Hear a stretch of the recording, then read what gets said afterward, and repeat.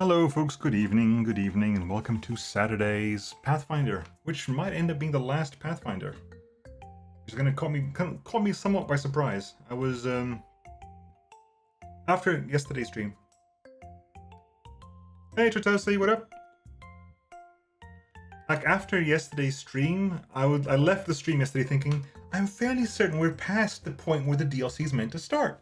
The DLC is meant to start just as you get into Threshold. Like, given the fact that I've seen scenes in the main game that happen in the DLCs, like, no, this must happen, like, the DLC must be happening, like, now. Right, that's the whole bloody point. So I went to check, and turns out that the DLC does happen now. The DLC is, chronologically, the DLC takes part just as you get into Threshold. It happens, like, as you get into Threshold. But it does not take place within the main campaign. It is not built into the campaign. I thought the inevitable excess was going to work like Varnhold's Lot, and like if you have the DLC at the appropriate time, it'll take you off to do the DLC, and you can come back with the rewards, like you do in Kingmaker. You do in Varnhold's Lot. You get an appropriate part in like Act 3 or Act 4. It says now is the time to do Varnhold's Lot if you want to, and this is like the last thing you can do. Then you can load your save, and there's a whole thing about this is the time when you do Varnhold's Lot. That is not the case for Inevitable Excess. Inevitable Excess takes place just as you get into Threshold, but it's what you have to do is like basically you load a save game at that point. You can play through it, and then with the characters you currently have, or make a whole new set of characters, and then you go through it, and then you play Inevitable Excess. You get your reward for it. You unlock your reward for it. That only happens in future playthroughs. And you go back to it, and people were saying like, so should I play it now? And the resounding sensation was no, don't play it now. Don't play Inevitable Excess at the end of the game because that just breaks the pacing. Not that like breaking the Steam in two breaks the pacing, but yeah, apparently playing Inevitable Excess at that point just wrecks the pacing of the game. So the suggestion was finish the game first and then afterwards play Inevitable Excess, which is like 7 hours long. But if it's not actually part of the main storyline, I don't really feel the need to do it. Apparently also it contains a lot of spoilers for different paths. Like it's something like if you played multiple paths, it'll contain a lot of spoilers for loads of them just because of the way it works. I don't know exactly how it works, but from what I saw, it's basically like you're going back and fixing a lot of stuff that happens in timelines. And those timelines are different timelines depending on the path you've taken, and they visit multiple timelines for multiple paths. So there could be spoilers for timelines you haven't taken. There could be spoilers for paths you haven't taken. Like I said, I've only really done Azata to this point, and like years ago I did Angel to the beginning of Act 3, so never really got to play much with Angel. I think I barely got to like pick Angel before I stopped. So yeah, this is definitely something that... So what basically happens is now that we're essentially... If I don't have a DLC to go for, this may well be it. You know, this may well be the last stream. I don't think there's 4 hours left in the game. After all this time, after 60 streams of Pathfinder, I think we're finally at an end. After about like 180 hours, 200 hours. 3.5 hours of stream on average, times 60. When we did the math on this yesterday, it was like, what, 210 hours? 210 hours. We're finally getting to what is potentially the end. So hopefully people are here to watch it, because otherwise, nothing. Dusa, hello! Welcome to potentially the end. To potentially the end. Like I said, my fear now is that it's actually going to be relatively short. My fear now is that I'll get like 1 hour, 2 hours in, finish the game, and then we'll have nothing to do for the next 2 hours. I'll have to figure out more things to do. That is my fear at the moment. But yeah. Let's do a pause as well because we got short buffs ticking away. Have I ever had RC Cola? I have heard of RC Cola, but I've never had it myself. I don't believe it exists here. Good question. Let's find out. Does RC Cola exist in the UK? RC Cola UK. You can find it in import stores. You have to find it at like American import stores. So no, the answer to the question is no, I have not. Invented by Claude A. Hatcher in 1905. Yeah, you gotta import it.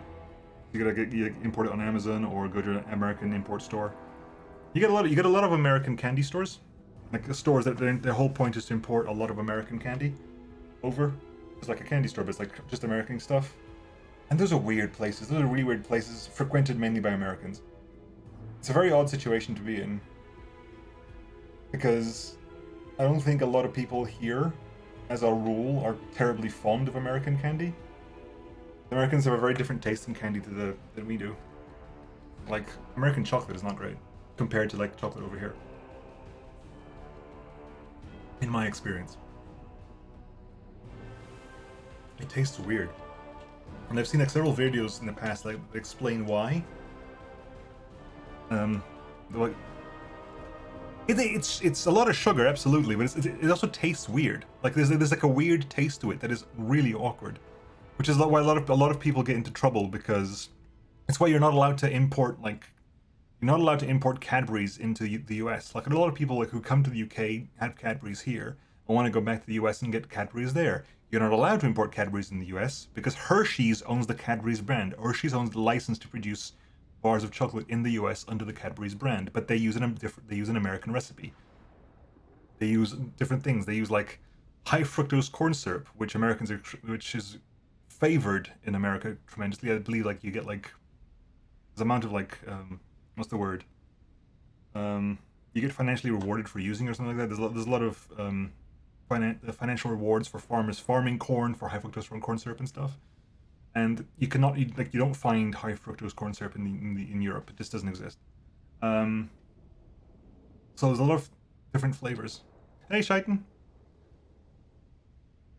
So yeah. So those things are very weird. Like I've been there a couple of times, and some stuff is interesting, but like I would never like. It's also expensive. Like importing stuff is always expensive. It's always expensive. It's always like I feel like I go there, grab something. It's like this is okay, I guess, but given what I paid for it, it's not worth it. If I was paying like a local US price, sure, I guess that would have been fine as an odd candy price. But to pay import prices for that, no.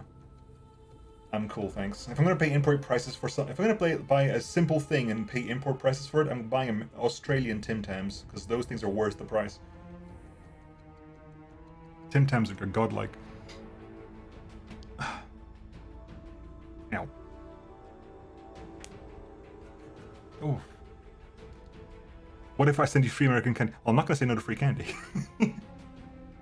Sending me stuff is complicated though. Like, it's not worth it. Like, it's not like save the shipping for something else, you know?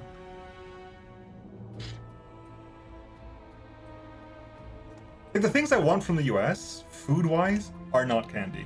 I mean, you can't ship me Texas barbecue. You can't ship me a ton of cornbread. That doesn't work, unfortunately. I'd love you, like that stuff, by all means, send me that shit. 100%. I will 100% go to, like, there's some really good barbecue places, American barbecue places in the middle of London, which are very nice, very expensive, but very, very nice and worth it, because fucking, like, that level of barbecue is very much in the American wheelhouse. Like, that stuff is very, very good. The UK definition of a barbecue is like burgers and sausages on a grill, which is like, compare that to like fucking brisket and like all that stuff. At least in a barbecue, Texas barbecue, like that's the thing. You have like barbecue is such a fantastic thing in the US that you have variations of it. Like Carolina barbecue is different from Louisiana barbecue, which is different from Texas barbecue. Every single place you go to every single, like, especially southern state you go to in the US has its own like barbecue culture, their own rubs, the way they do barbecue. In the same state, you have different places that do it differently. It's its own thing. 100%. Like that's the stuff I'm really keen on, you know. I would love to, like, that's the barbecue I really like. The places I know in London that do it are Texan, I think. We got a Popeyes. That's a random thing about America. Like, we have like, a Popeyes house has recently arrived in the UK. It's about maybe a year old or something. So I finally get to have Popeyes. I've heard so much about the stuff, and I finally had to get some Popeyes, which was quite nice. It was very, very tasty. Unfortunately, they were beaten by a place called Butchie's Buttermilk Chicken, and I'm not sure if Butchie's is an American thing, but Butchie's came out like about a couple of months before. They opened a store of Butchie's about a couple of months before. And that stuff is, I think I've had them a couple of times each, and so far Butchie's is one for me personally. But the jury is still out. But yeah, like if I'm getting food from the US, it's not candy. It's like find some way to send me an entire brisket, you know. I've seen like these videos. There's a really good video made by Alvin. I forget his surname. Alvin. Oh, Popeyes last year. Yeah, Popeyes. I think Popeyes expanded it to Europe. It's not bad. Like, I quite enjoyed it, but I think it was competing. If it had come by alone, it would have been interesting because it would be competing with KFC. Because it arrived when it did, it was competing with Butchie's, and I think Butchie's is better. What was I gonna say? Shit. Bollocks. Oh yeah, Alvin. What's his name? Alvin. What's his name? Alvin Zhou. Zhou.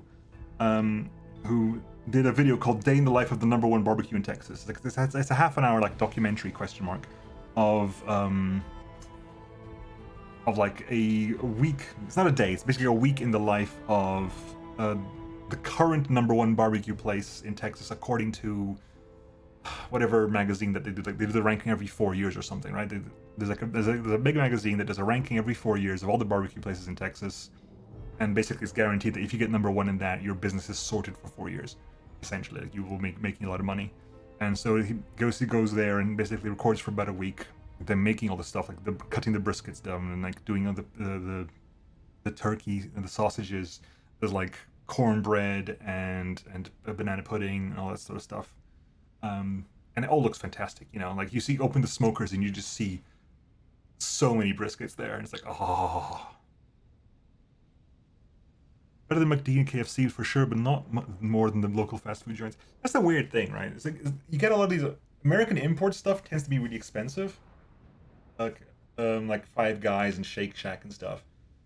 And to be that pricey, they have to be that good, you know. I haven't been, but apparently there's Wendy's in the UK now, and I kind of want to go just to see what it's like. I've heard so much stuff about Wendy's on the internet. I kind of want to go to Wendy's and find out what Wendy's is actually like. But it'll probably be expensive. Because those things arrive here, they don't arrive here as like the chain that's meant to be cheap and get everything else. They're expensive, and they come out as like an expensive thing, which is weird, you know. It just feels like that's contrary to what fast food should be.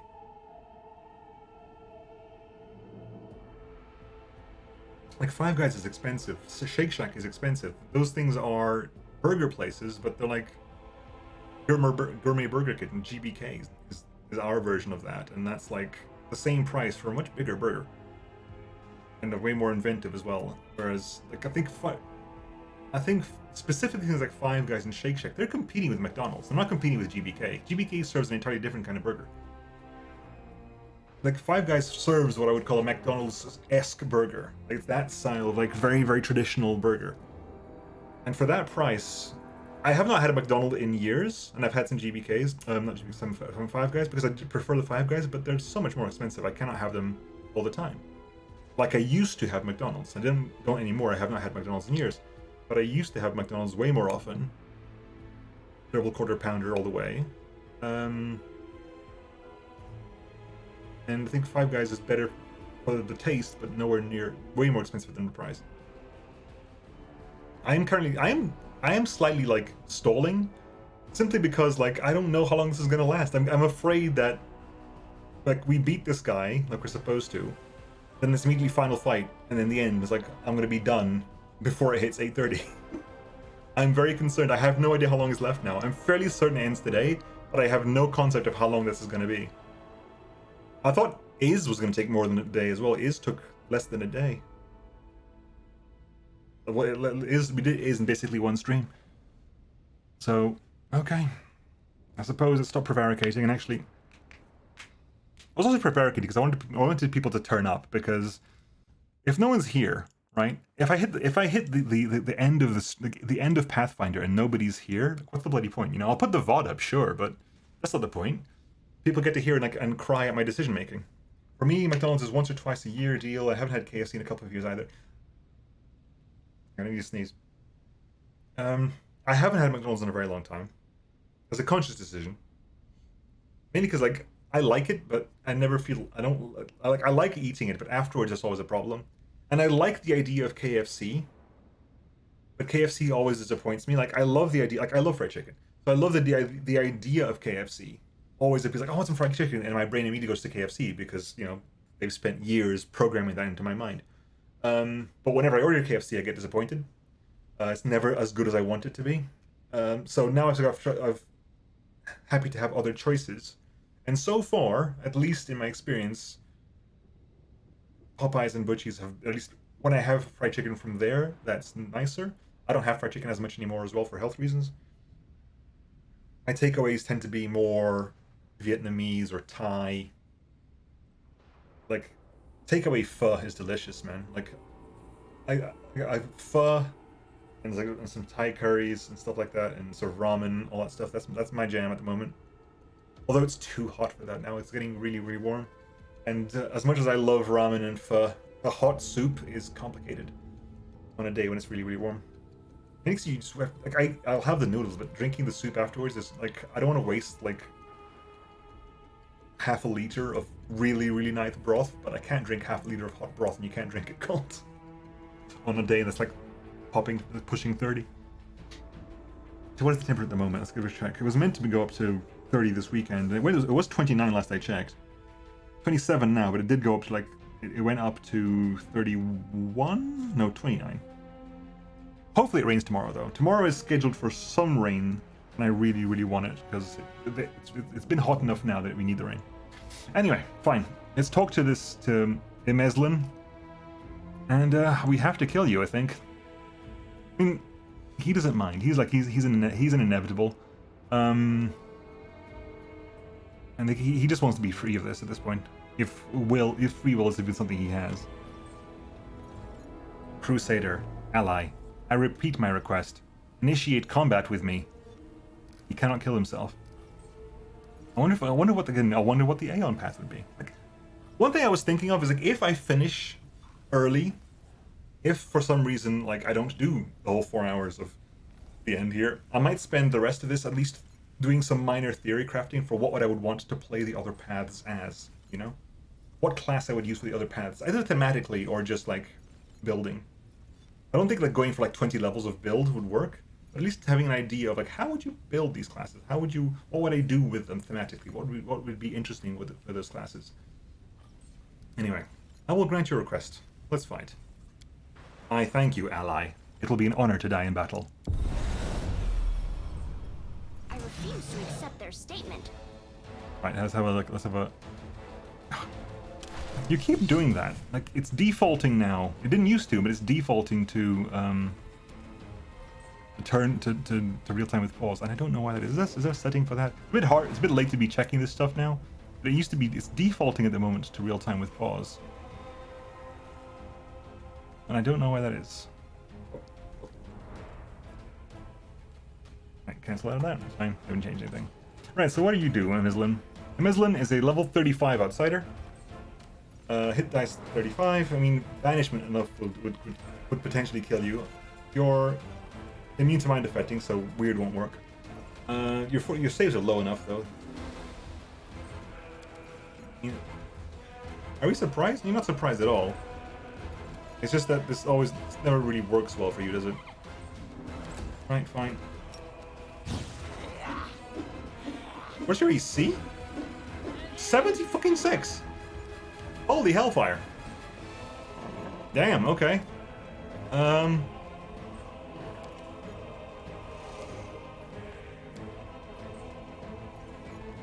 We have 12 more up there and 9 more over there. Okay, we've got plenty, so we'll use the 5, which is the lower level one. And collect clears you out from about 200 HP. You said there's a DLC such as 20. Yeah, no, absolutely. The thing is, that's what I did. I did that. I used the Inevitable Excess DLC to do a lot of my theory crafting for this build. I changed around bits of it when I was playing it, because you don't get to see it in action. You just get to see the ideas of it. My original idea for Chandra had her switch into melee using Kinetic Blade. to switch into a melee character, but as I started playing her as a blaster, I was just enjoying it more and more, so I switched that in mid-play, but a lot of my theory crafting for her was based using Inevitable Excess, the DLC. We might even see how that works out in the long run. Ivu? I mean, you're not even hitting that. How 49? No, you need 20s to hit. You will all need 20s to hit. Jesus. Okay, so what are you actually doing on your turn? Because you're gonna go. I can't stop you from having a turn. A lot of attacks, but you're hitting at 47, 48. What's AC with Ivu? 42. Yeah. So you're basically hitting on 2s. You're hitting on 2s, and you need 10s to hit you. So joyful.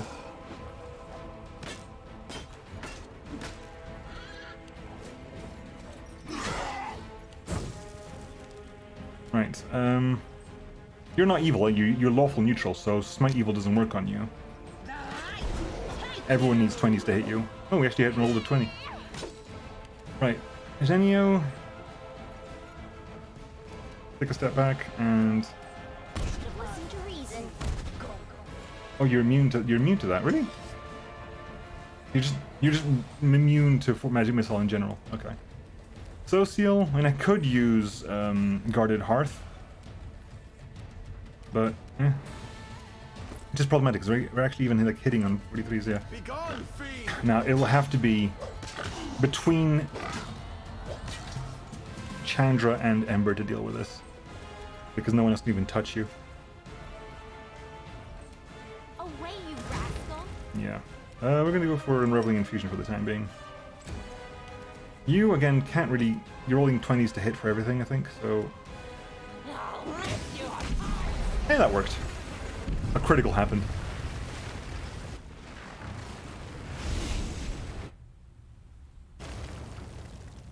Get out of the demi-plane. Okay, we're still here. Unfortunately, we're gonna have to run out. Smile goes a long way. Because our buffs aren't ongoing.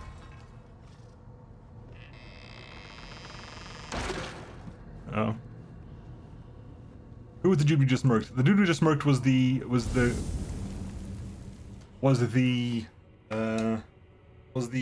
inevitable, the not inevitable. What's the word? Is it inevitable? Inevitable excess? I think it's inevitable. It's basically he's an axiomite who was here, who was basically powering the entirety of the castle. Arilu Vorlesh trapped him years and years ago and was basically using his power to keep this place stable. Because this thing is right in the middle of the world wound, there's no way this place should be stable. So she captured an axiomite and was draining him to keep it stable. We had to kill him to be able to get in here. Because he was not allowed to hurt himself.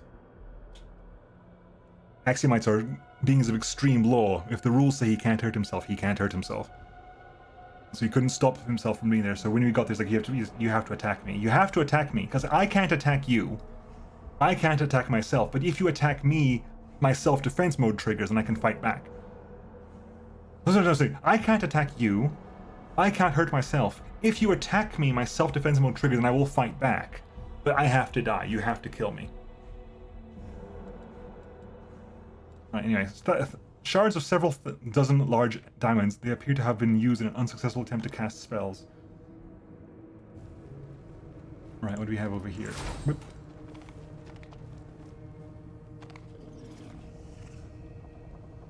The lava's rolling in now. This is not going badly. How long do you have lost? The short buffs, how long do the short buffs last?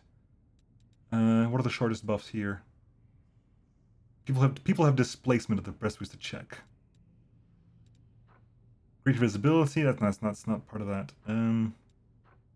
What are the shortest buffs we have here? Holy Ore is permanent, that's not a good measure of that. Protection from chaos and protection from evil are about to disappear. I mean, can I get away with doing a rest in here? Because a lot of my spells are going to disappear right now, and it's going to be a bit unfortunate. Yeah, things are falling apart now. The axiomite is gone, things are falling apart. Can I even rest in this place? Am I allowed to do this? This makes no sense. This makes no sense. I should not be allowed to do this. still gonna dry. No more. There are no more conversations either. Okay, continue. This place is falling to pieces, but we managed to take a 9-hour rest. Buff. Search for the beauty with your heart. Get not on your the eyes. boar. You require my You're a unbiased good opinion. Get on the I like you. that, and you get We on will the. win this war. So exciting. All the buffs trigger. Every single time I'm gonna save and it's like, is this the end? Is this it? Are we got to the end now? That's what's happening? With grace? Something about this strange place feels oppressive. The air is still and silent, yet you can hear the distant echoes of words, promises, and battle cries. You strain to hear what's being said, but you can only make out a few words. Finally, cease, witch, and I promise, I promise. Those are the words that happened when the hunters came to her lab. I promise, I promise what she said to her daughter. Cease, which is what the hunters sent to her daughter. I'm not sure what finally was. Can't be dismissed as a calculation error. You knew failure was a possibility. Then why? Why? Arilu's silhouette looks just as surreal as the sounds that fill this place. She's not looking at you and she seems lost in thought. Her voice is dull and tired, and there is no trace of hospitality she showed you at the entrance to the fortress. I need answers. Yes, it's decided. I will tell you the truth before we fight to the death. Would you like to know why I upended your life? Arilu barely seems to hear you. After a while, she turns towards you as if noticing you for the first time. She looks at you for a moment, and her expression changes. The tiredness in her eyes gives way to a cold, hard resolve. Knock yourself out. A villain monologuing in her evil stronghold? Wouldn't want to miss that. Arilu cringes slightly, but ignores your mockery. This place is my demi-plane. I created it when I was a prisoner in Threshold. I would slip away to conduct my rituals here in secret. This is where I decided to create what mortals would later call the World Wound.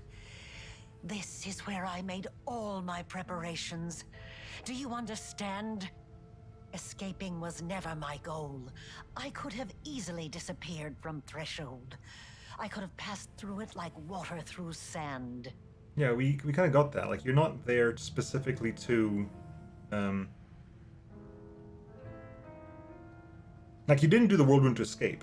Like, I gathered that a while back. Like, you didn't use the Whirlwind to escape from prison. You could have done it at any point. The Whirlwind was punitive. You did it specifically to punish people who killed your daughter, didn't you? Some believe that I brought Sarkoris Guess to not. ruin out of revenge. And I suppose there is some truth to that. I did have reason for revenge. You've been to the secret part of my laboratory and know what I'm talking about. Or at least you have an inkling. Well, they killed your daughter. My laboratory. The old house in the middle of nowhere that marked the entrance to my lab. It was the home of Arilu Vorlesh when I was still a mere mortal. I lived there with my daughter away from the din of the crowd and sheltered from the keen gaze of the Sarkorian witch hunters. It was a place where the reality of our world was in close proximity to the abyss. A place where I could study the magic forbidden to all Sarkorians. I thought I had hidden my home well, but I was wrong. They found it. They found us. At that hour, I was there, in the laboratory. That damned laboratory I loved so much. I was absorbed in one of my experiments when the hunters arrived on our doorstep. I was sitting at my desk, recording my observations, thoughts, and calculations, as was my habit. That's when I heard the noise outside. The fight was brief.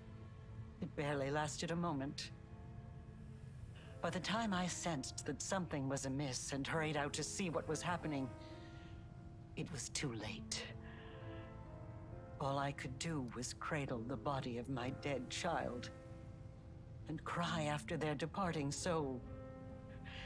I promise. Not 3, obviously.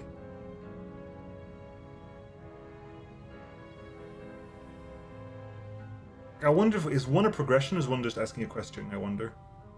This all feels like progression. This does not feel like a ask this and then get to pick a choice. This all feels like this is the choice you're picking.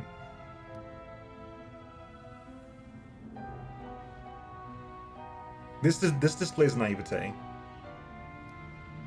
This displays lack of care. Nothing can justify the killing of a child. I am not concerned with whether it was justified or not, or with the application of morality, the law, or the teachings of any god. Look around you. This demi-plane. The first time I escaped from my cell and ran here, I was trying to resurrect my daughter. I tried many things, but all my efforts were in vain. Oh, okay. The soul had already received Pharasma's judgment, and had been sent on the path determined by the gods, into the abyss. Pharasma sent your daughter into the abyss. Right. And when I realized that, I rebelled. But not against my jailers, not against those who had murdered my child, not even against Sarkoris. My uprising was against destiny, death, and the laws that the gods had forced upon our lives. I realized then that I wouldn't be satisfied with simply returning my daughter to life. I had to shatter this order once and for all, and make it so that neither Pharasma and her lackeys, nor death itself, could ever stand between us. Only by stepping beyond the bounds of what had been ordained for mortal kind, by obtaining powers that rivaled the divine, could we become free. Mm-hmm. Yeah, so you were angry at everything, basically. You were angry at existence as a whole.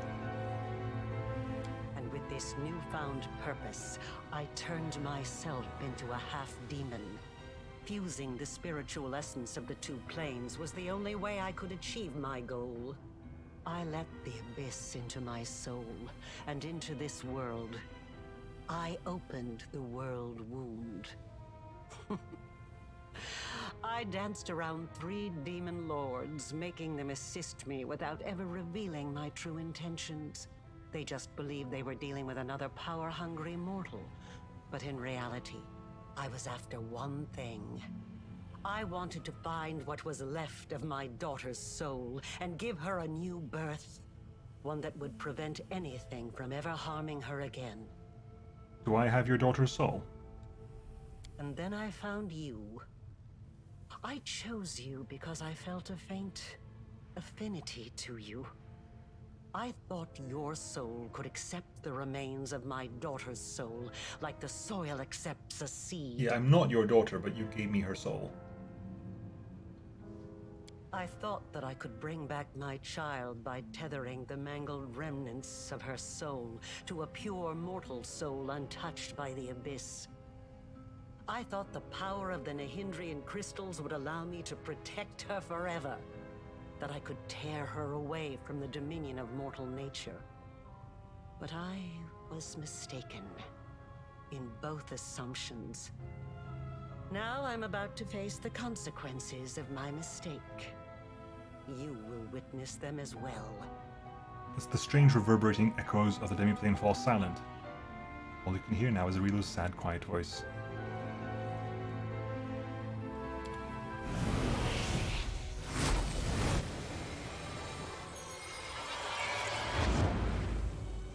We won't fall here. Wait, what? I swear it. Did I just... I did just... You kidding me? I just hit Mythic 10 now? Wow, what a time and a place to hit Mythic 10. I can't Mythic up in combat, so what are we facing against here? Hang on. That's a cool sound. That's good. That's appropriately epic. I approve. Who's Ivu? Ivu? Ivu.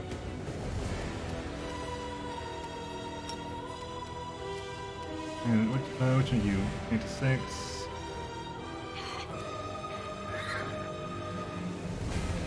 There's a Galu over there. You need to die, although we can't kill you quickly. Damn it.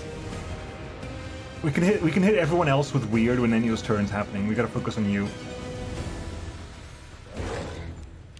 Chandra. It's too far away. No. I forgot. We rested and I forgot to give you. I forgot to offer it to Max. Hang on. No, I'm gonna sit with it. I'm gonna sit with it.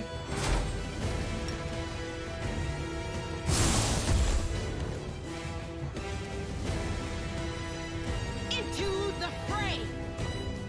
The inheritor, guide my blade! Jesus Christ. Nenio, give me a weird that hits everybody. Can I get everyone? I can get these three, which are the ones that are vulnerable to it.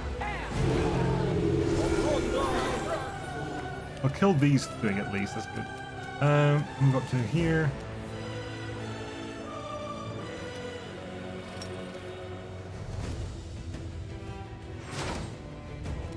They'll beg me to stop!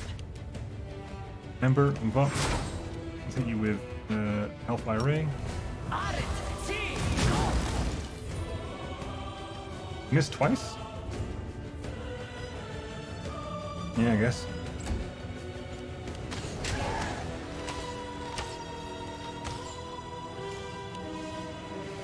So seal.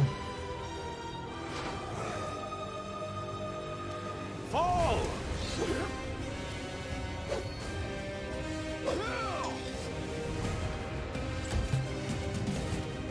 Ivu.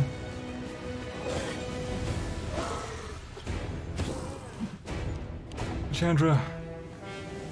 And blast as much as possible. It's 4, 5, 6. Your time is over. Oh, good, critical. Nice.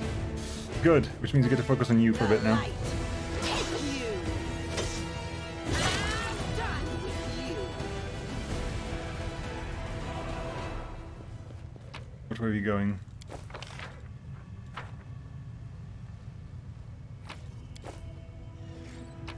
It's a big ass horse. That is a big ass horse.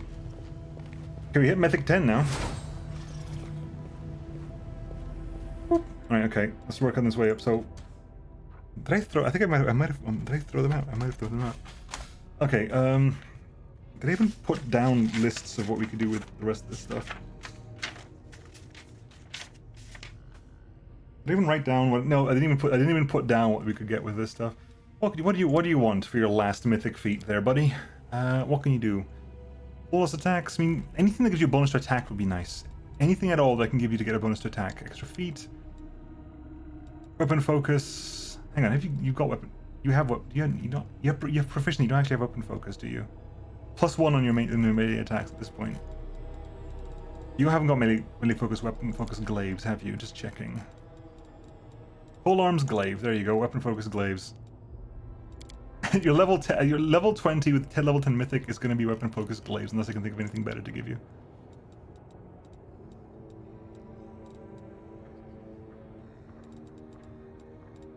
No, I think it's going to be weapon focus glaives. Really, fast learner. That's horrific. Improved initiative, improved non-critical, improved critical. I think this increases the threat range. I could weapon focus. I could lunge, power attack. Warrior priest gives you +1. No, don't even need that. Yeah, it's gonna be weapon. I think it's gonna be weapon focus. Is that arsenal? Oh yeah, so extra mythic ability. Anything down this list we want to give you? Enforced vigor, exposed vulnerability, impossible inspirational leader, last stand, leading strike. Mythical beast.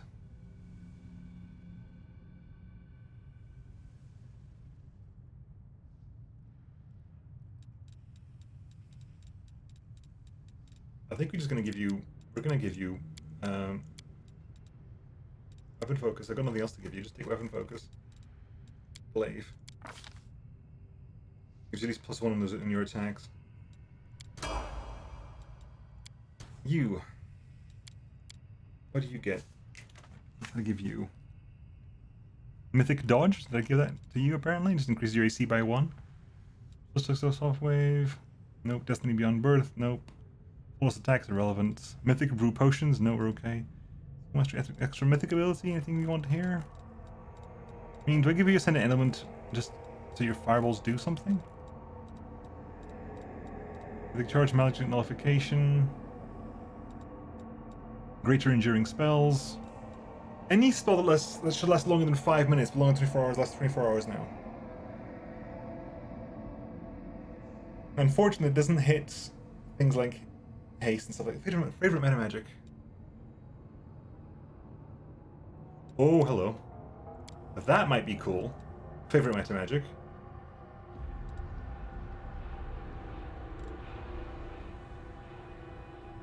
Oh, wait, what?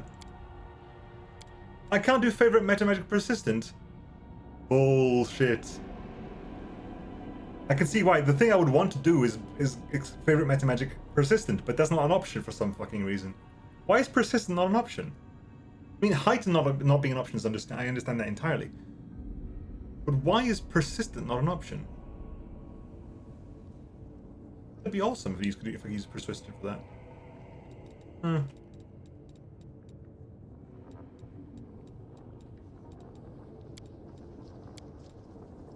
Full focus is irrelevant. Elemental focus, 600 efficiency, improve critical into the mountain. Magical tail. Yeah, get it now.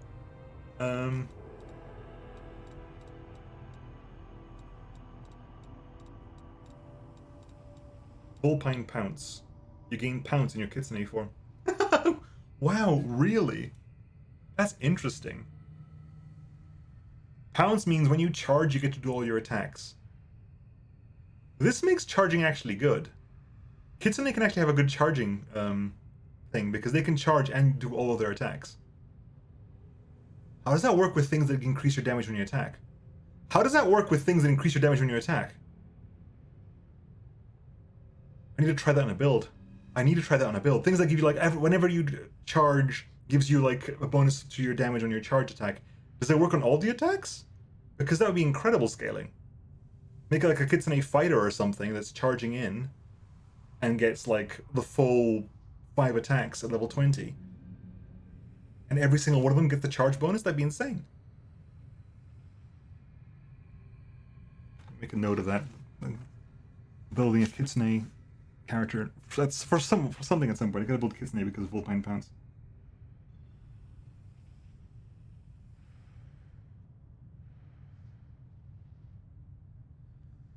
I should write that down because that'd be amazing.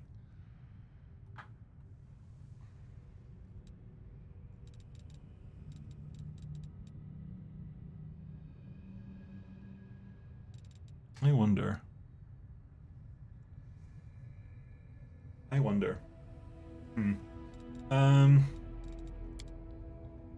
Mythic Dog. You don't get attacked in melee. Improved initiative to go faster is probably the best thing. Improved initiative, so you get +10 to your initiative. Go faster so you can weird faster. You can go faster so you can weird faster. They're +19 now. Ember? I think I didn't even have anything written down for you, did I? Always a chance, boundless healing. Oh, you have boundless healing. Wow, okay. I missed that entirely. You got boundless healing.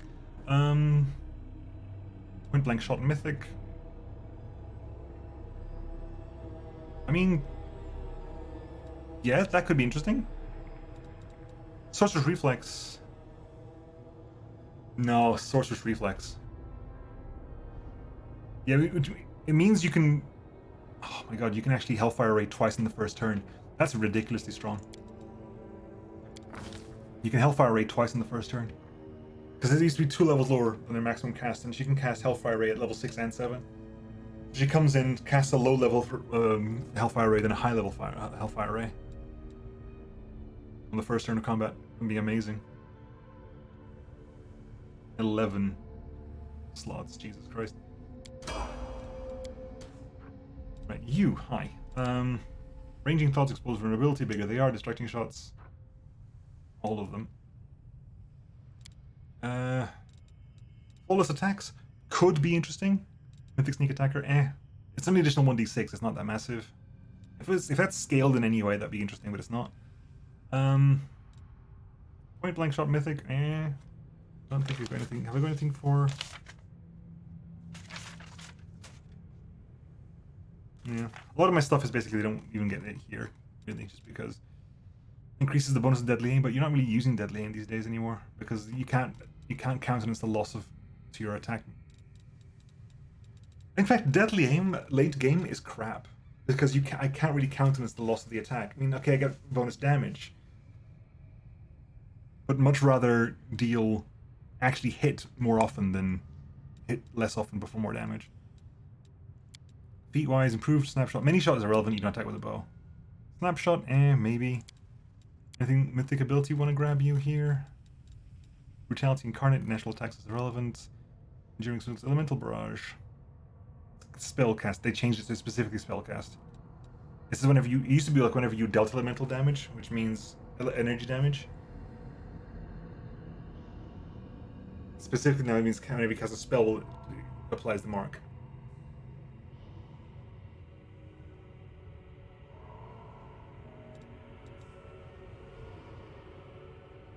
Elemental. Hey Iron One, what up? Leading Strike is melee. Thick Charge irrelevant, Powerful Shadows,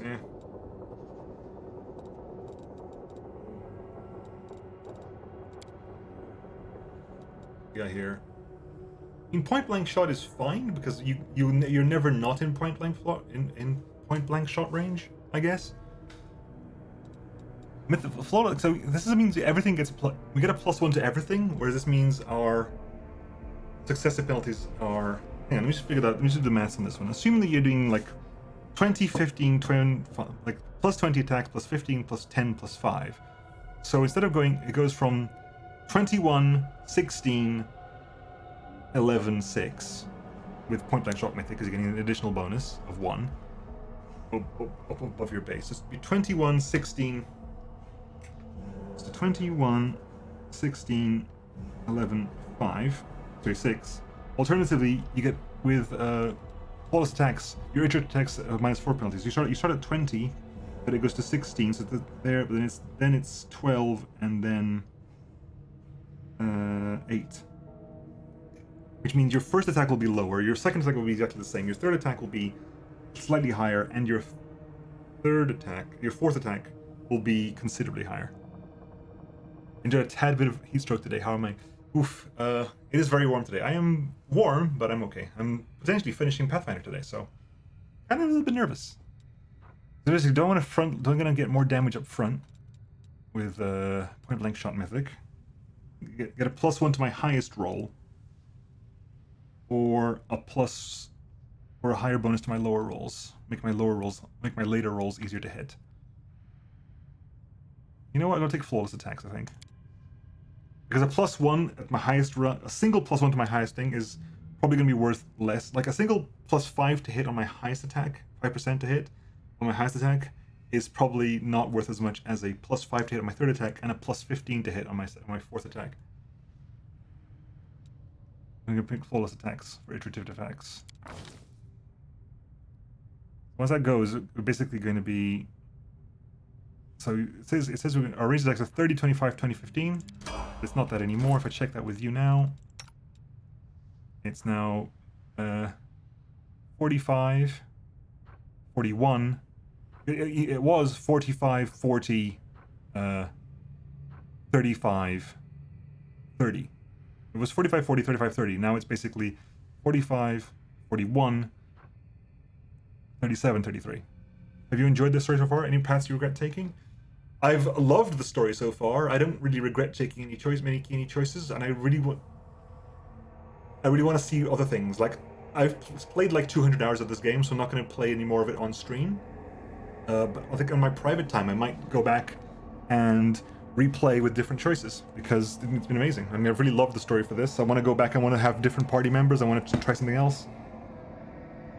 I'm not sure if I'll, even though I want to, I'm not sure I'll be able to get around to doing all of these stories, like all the 10 playthroughs I'll want to do, because that's 2,000 hours for playing at the same rate. Probably going to be faster than subsequent playthroughs, but still, 2,000 hours worth.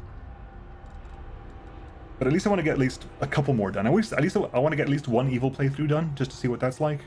And then, I don't know. Right, anyway, Sela. I think you've got stuff written down for it, I think. It hasn't written down for you? Apparently, I gave you Sorceress Reflex in my build, but you barely cast spells. You barely cast spells. Sorceress Shockwave. Whenever you miss with a melee attack, the target still takes damage. You can just, yeah, absolutely. Whenever you miss with a melee attack, you keep hitting. You actually do damage. It's a little bit of damage, but it means like you can attack people you can never hit and still do damage consistently. It's a little bit of damage at a time, and things that tend to have large ACs tend to have large HP pools, but it's something you can keep hitting with consistently. Anything I particularly would get otherwise here? Not as such. I don't think. Spirited Charge. Again. Unfortunately, I don't think that would work, but imagine using like the Kitsune's Pounce. If that worked on something like Spirited Charge, for example. It'd be amazing. Example. Yeah, we're gonna go ahead and pick. Let's take and find things that make you easier to hit, which I don't think I'll have anything here that makes people easier to hit now. We've done all the to hit bonuses we can. The structure of Walkways means if I do in fact miss, they'll still take a large amount of damage. They'll take a larger amount of damage. Why is your strength actually 28? Your strength is 30, so they'll take 10. They'll take consistently 10. 10 damage, 10 damage, 10 damage. Whenever you miss, you do 10 damage. What's here? Mongol Snakeskin Profane, because the snakeskin. Snakeskin? Snakeskin, yeah. Profane bonus to dexterity. 39, because of 20 base. Plus the inherent one, plus the belt, plus the morale, plus the constitution bonus to believe in yourself. Oof. Plus Alexis Manufacturing, plus Conflagrant Taco. 39 constitution. Nice. I'm not maxed out, am I? Hang on. Is there trouble? No, we're not maxed out. Right, we're maxed out now. Now we're at full burn. Right, now, me. Azata, level 10. Mythic Feat. What was the last thing I had in my build? Because now I did write stuff down, because I had... Did I? I guess I didn't even do this one. I don't think I got to this point. I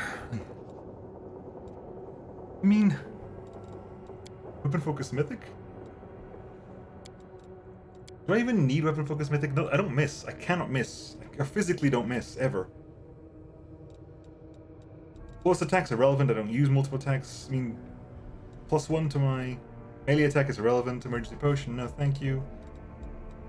Mythic Sneak Attacker, maybe, like, I'm randomly doing sneak attacks now. I'm not sure why. I'm doing, at least increases that damage a little bit. Toughness? Mythic Toughness is a funny idea to get even more damage. Mythic Toughness is a giggle idea I might pick, just to see how much HP I get out of that now. Critical Focus. Again, I don't think I ever roll a 20 and don't confirm a crit, so... Die Hard. Again, I'm not sure how that works with me, because I don't tend to go to 0 HP very often. I drop way before that, because of exhaustion. Improved Precise Shot. No. Rapid Shot's irrelevant. Shield Proficiency is irrelevant. Accomplished Sneak Attacker. I love the fact this is like, you gain an additional sneak attack die, discouraged, but it's still an option I can pick at mythic level. Anything in mythic abilities? Don't think so. I mean, Abundant Casting doesn't affect mythic spellbooks, it's irrelevant. Cleaving Shot, damage from distracting shots, Enforced Vigor. Whenever you hit your allies, they gain a bonus to attack rolls, but it's irrelevant because if I ever hit my allies, they're dead. I do too much damage. There you go. There you go. Mythic Charge. Mythic Charge. Your charge attacks deal additional divine damage equal to 1d6 worth your mythic rank. Does that mean that a Kitsune Sword Saint who charges in with Pounce, getting all of her attacks with that, every single attack will, at divine level 10, deal additional 10d6 divine damage? Which means that if she charges, if a mythic Kitsune battle class with full attacks charges in at level 20, they get additional 50d6 on their attacks? For everyone that hits, obviously. Like at that point, get like a brilliant energy sword or something, so actually make sure you do hit good targets. I'm really tempted to find that out now. I am really tempted to build like a Kitsune Sword Saint or something. Really interested in having that idea. Kitsune something or other. One of my builds will have to be a Kitsune melee class. To see if I can pull off, like, does Mythic Charge work? Does Mythic Charge actually function as intended? Not as intended, as I think it would do. Does it function as written? Does it combo well with that? Ranged weapon attacks doesn't matter for me. During spells are relevant? It's a question mark?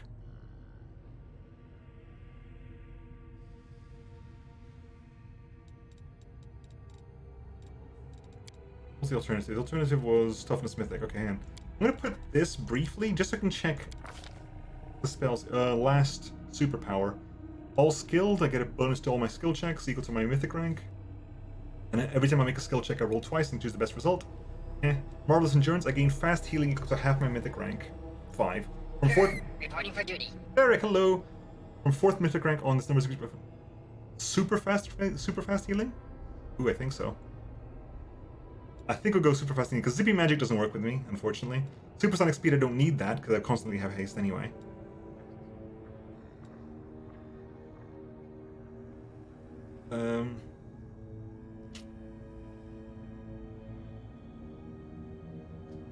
The constant haste is not that important because I've got constant haste anyway, but everything else is pretty damn decent. But that is super duper healing. Now I want to see things for like my buffs I usually use. How long does Ode last? Ode to Miraculous Magic. That lasts 10 minutes a level. That would last 24 hours. Good Hope would last 24 hours.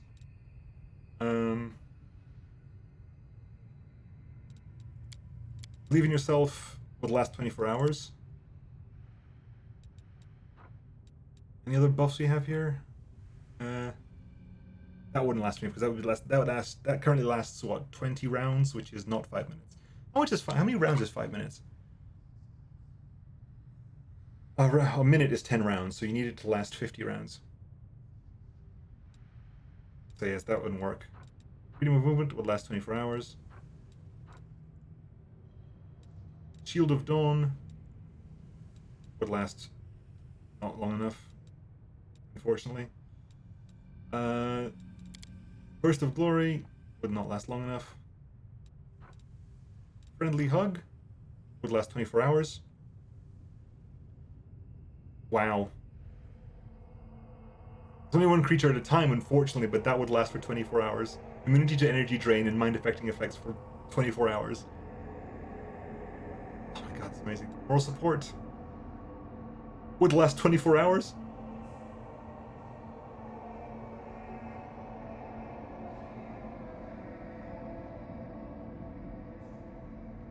You know, that's kind of good. I've not been using Moral Support. I really should be, because that's amazing. It's a typeless bonus to everything. I mean, I shouldn't not be using this. I shouldn't not be using this. Alright, having it last 24 hours, that'd be sweet. Second Breath. That's fine.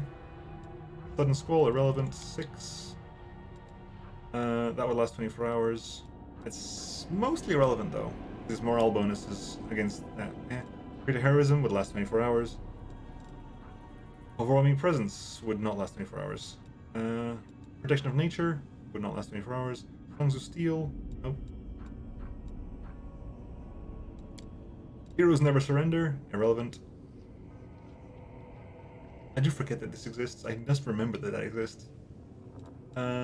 Revolt from Unbreakable Bond would last 24 hours.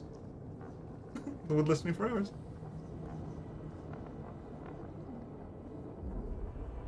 All companions are immune to all mind-affecting effects. For 24 hours. Yep, we're taking enduring spells. This is just too fun not to. This is irrelevant. You're not going to cast that ever, so I'm going to take Shield of Dawn, whatever. I always forget to add bonuses in Kingmaker. Make everyone's stealth archers into stupid good. Now they're doing the buffs. I'm saying, what buffs can I do? That these are all one round per level stuff. It's irrelevant anyway. So whatever. Constricting coils, sure, have fun. Book of Dreams. Nope. Anything that we can use to make it last long enough. Primal Regression can make that last 24 hours. That's a horrible idea. Serenity. And Mass Old Person. Again, these spells are crap. I'm never going to cast them. Marvelous Endurance. Yes. Yes. Now, how does that work well for you? I mean, because are you going to reflect the idea?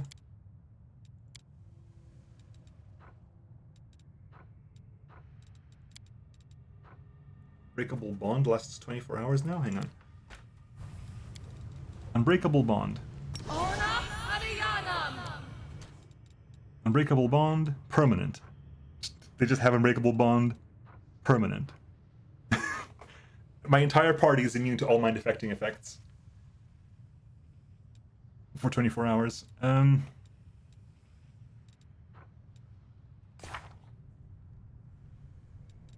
mean, buff setups are going to be crazy. Good Hope. Who's casting that? I'm casting that. That lasts 24 hours now.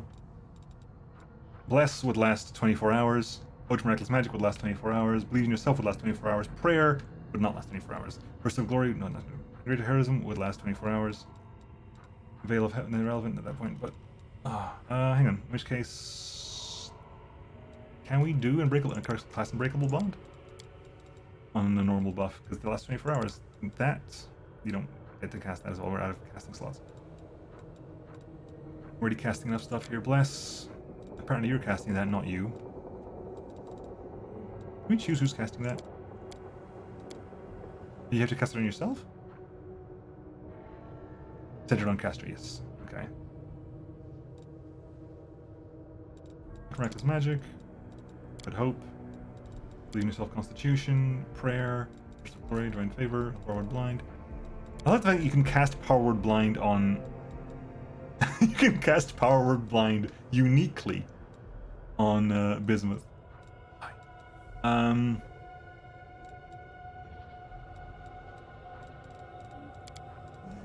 Mage Armor. Someone's casting Archmage Armor, aren't you? You're casting Archmage Armor on yourself. Again, I really wish you could... These don't work, unfortunately. Ooh, Light Aura as well. Make sure we did that as well.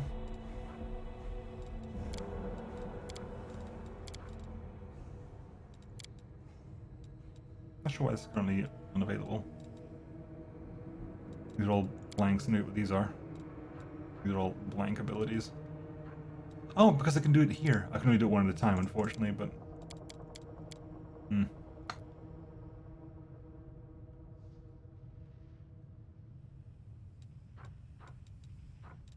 Fortune.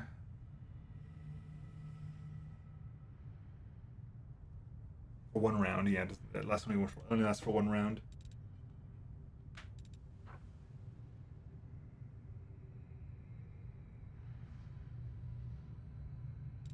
Self-blending is a fun challenge in PF. I can imagine, yeah. Okay.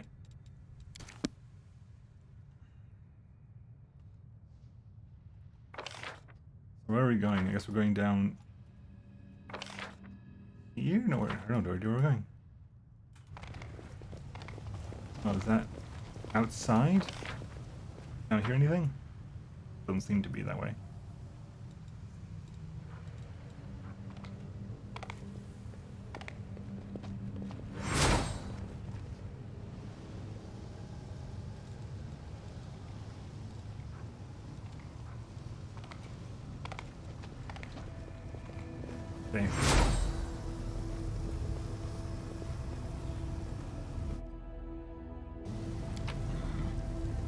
Emelzen had full plate +5, bastard sword +5, and all these people had a bunch of crap.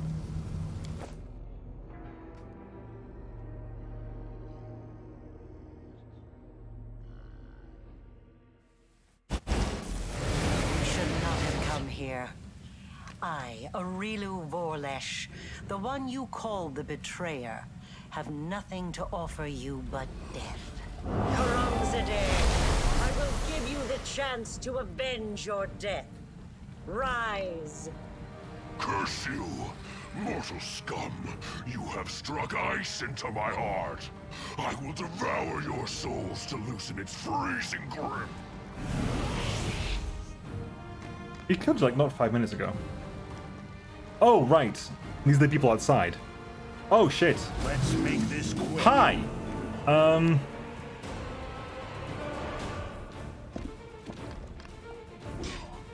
Aren't we down a person outside?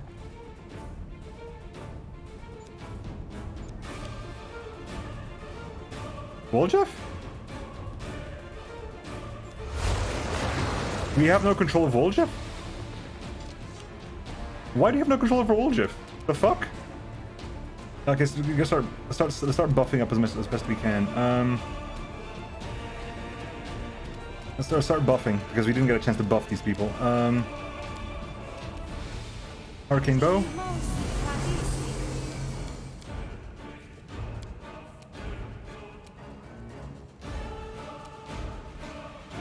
Who's this? Karamzade's over there. Storyteller's over there. Karamzade Reborn.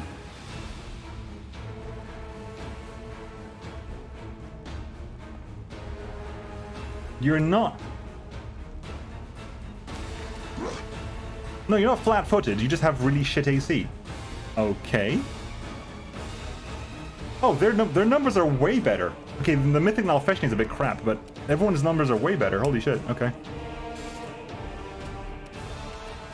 Right. Mythic Nalfeshni. Where's the Mythic Nalfeshni? Hang on. Over there. This is the Baelor Ravager. Your numbers are 36. Karamzadeh. 52. Okay, you are a bit more of a challenge. We're just gonna buff up. Greybore, you don't need to buff up. You're just gonna basically start rushing. You can't even rush. It's funny.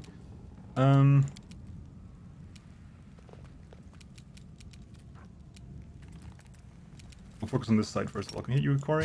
Hit you with Quarry. Can I hit you with Study Target? Study Target. You're my current target. Power Lictor.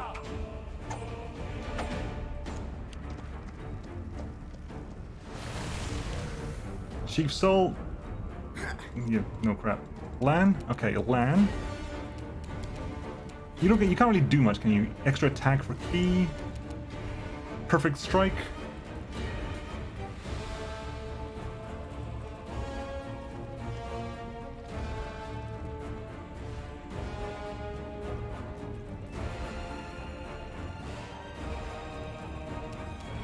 Okay.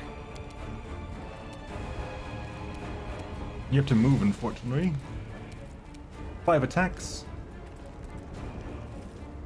Initial unarmed attack. No, that's... I think that works for this as well. Okay, 6 attacks there. Key power true strike. Key power standing action. Key power abundant step. Wholeness of body. Shout. No.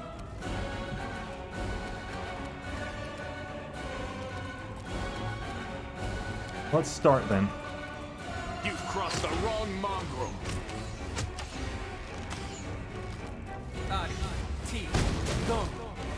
Regal? What are you doing? Axiomatic weapons? That makes sense. A Smite Chaos will be Order of the God Claw.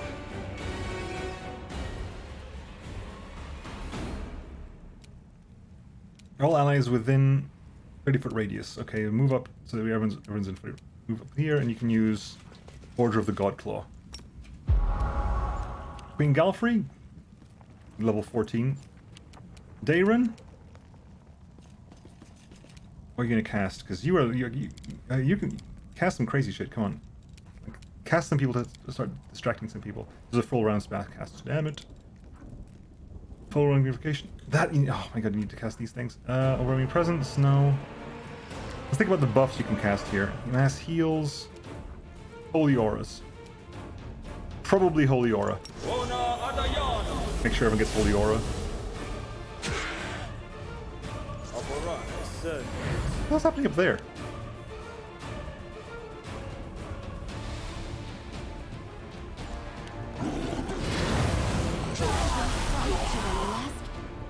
Kiara's dead. Of course he is.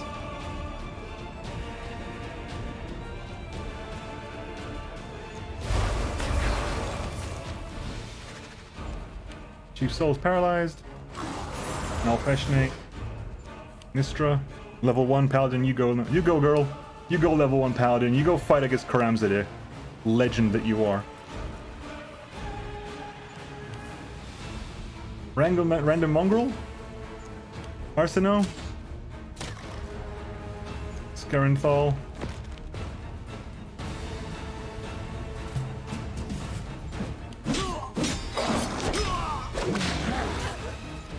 Storyteller? Why aren't you weird? Woljif, what the fuck are you doing?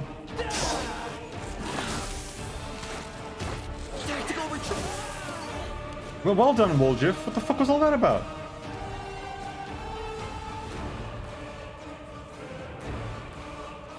Why was Woljif, by the way? Why the fuck were you not under my control?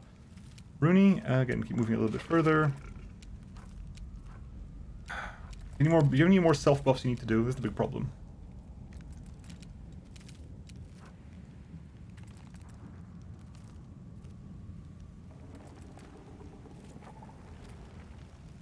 Ooh, whenever... might be interesting to use that, actually. Turn that on. That's what? Long Strider, we don't need that right now. Sense Vitals.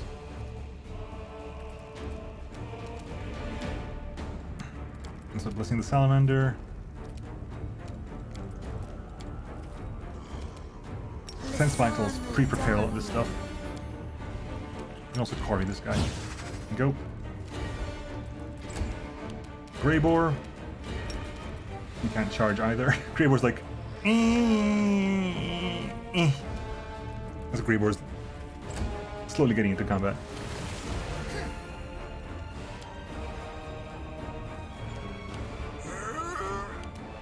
Lan? Okay. Extra attack. Anything else I can do here? Nope, just gonna basically hit you loads. There's Gullah Warmonger. Where are you? Where's your numbers? 410 HP, but your AC is not that high. I mean, I think I can hit you with every attack I do, isn't it? 38, so I have a good chance of hitting my first few attacks at least. Never mind, I rolled a 1 for my first attacks. Yay! Regal. You can't even charge, goddammit. Retreat is not an option. Dayron? You're gonna cast, what's it? You're gonna cast Heroic Invocation, because we need the bonuses.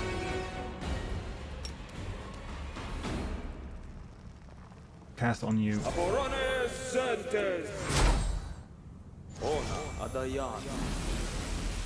You just cast Protection from Good, Ilks. Why did you just cast Protection from Good? Oh, goddamn. Land just got fucking wrecked. Damage to the face.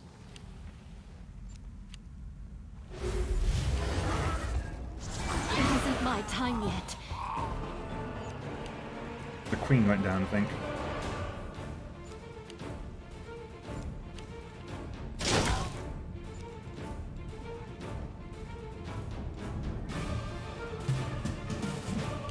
Ramsey, please.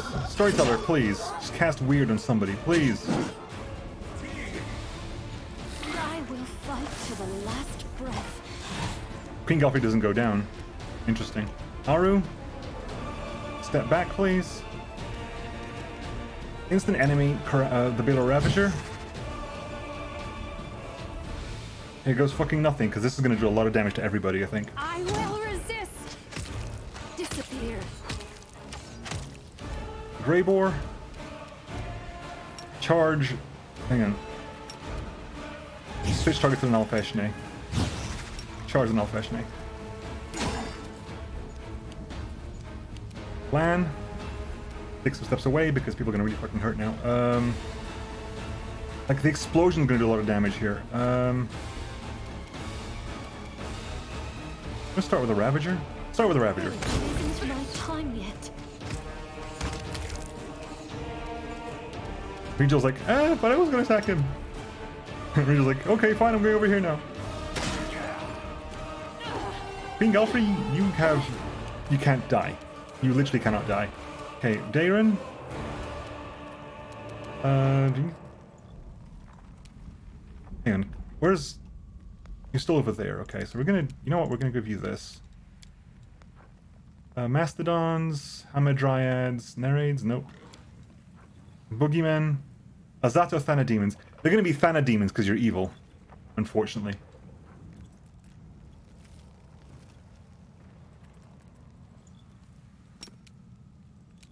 Is there a range where I can summon this shit?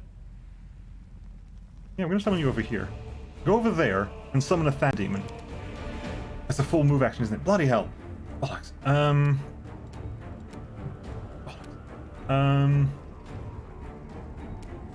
Shit. Ah, pissant.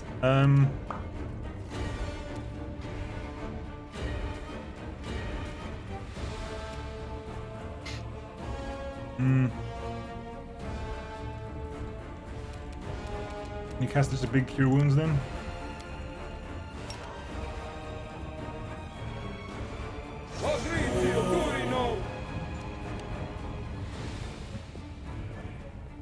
Just to help out a little bit.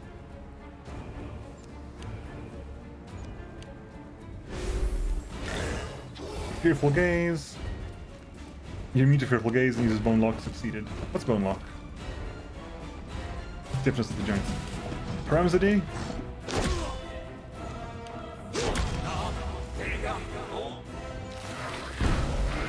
I will fight to the last breath. Right, we could use an instant enemy of one of them, but I don't think we need to.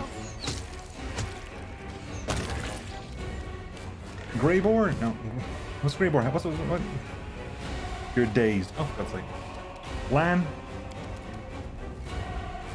Make every strike count. They're all dead.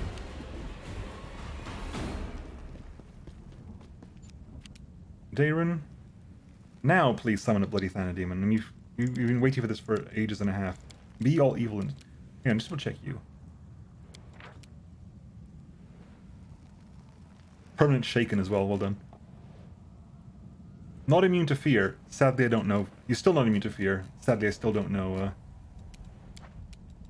Weird. But maybe. Maybe the Thanademon does. Hi. Thanademon is here.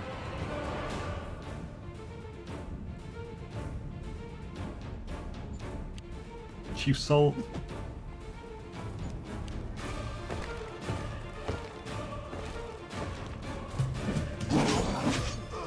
Goodbye, Chief Soul. Haru? Move up. Instant enemy. I can't. Okay. Can we... We can quarry you at least. Desna, guide my hand. Lan. You've crossed the wrong line.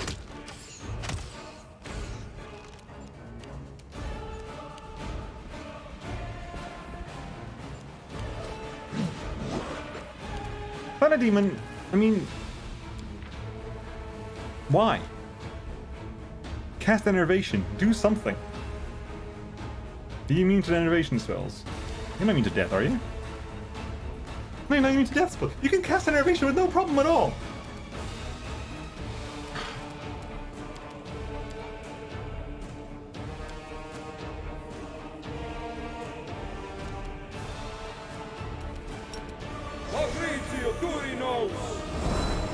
Man. Smilodons! Everywhere, Smilodons.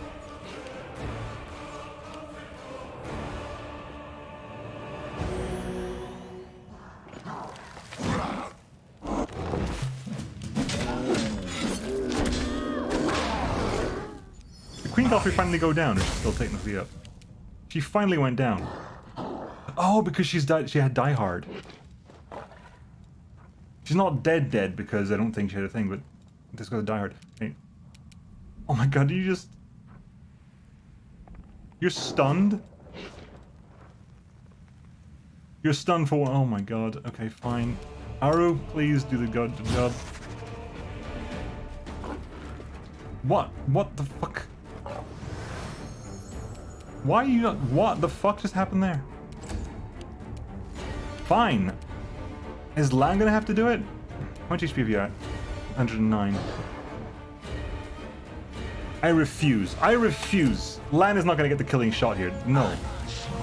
See, there you go, enervation. It makes life so much easier if you enervate this. Because your HP just drops by loads, and your AC just dropped by a ton as well. Bone Shaker just to finish the job? No, this doesn't scale, unfortunately.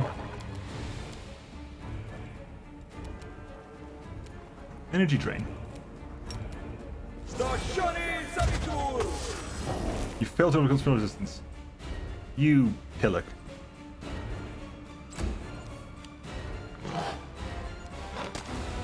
The Smilodons are gonna fucking win this, aren't they? Yep, the Smilodons do it. The Smilodons win it. Daeron's summoned Smilodons kill Karamzadeh for the second time. I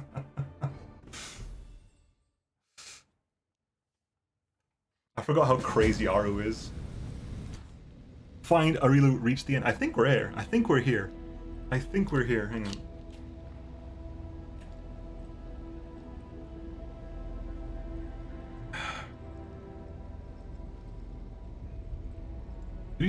We all got full healed, didn't we? I think we all got full healed. The world is full of wonder. A bright Did we? future awaits. Where do you want me? Only you deserve This war my must appeal. end. Yeah, we definitely got full healed because all spells are back to full. I So wonder why. you cast Light Aura. Save now because then they'll do short buffs and it'll charge forward and see what the hell happens. Charge forward.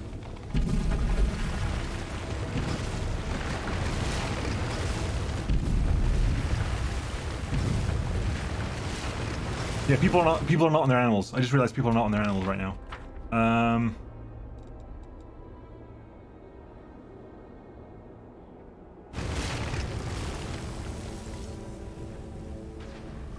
Hi. The mortal who ventured recklessly into the abyss has now reached threshold.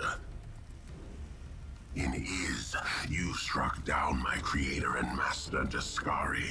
But if that makes you dismissive of his echo, if you think I do not pose a threat, then you are greatly mistaken. This reminds me of Frank Horrigan. Oh my god, where's the Frank Horrigan speech? Hang on. What's the Frank Horrigan speech?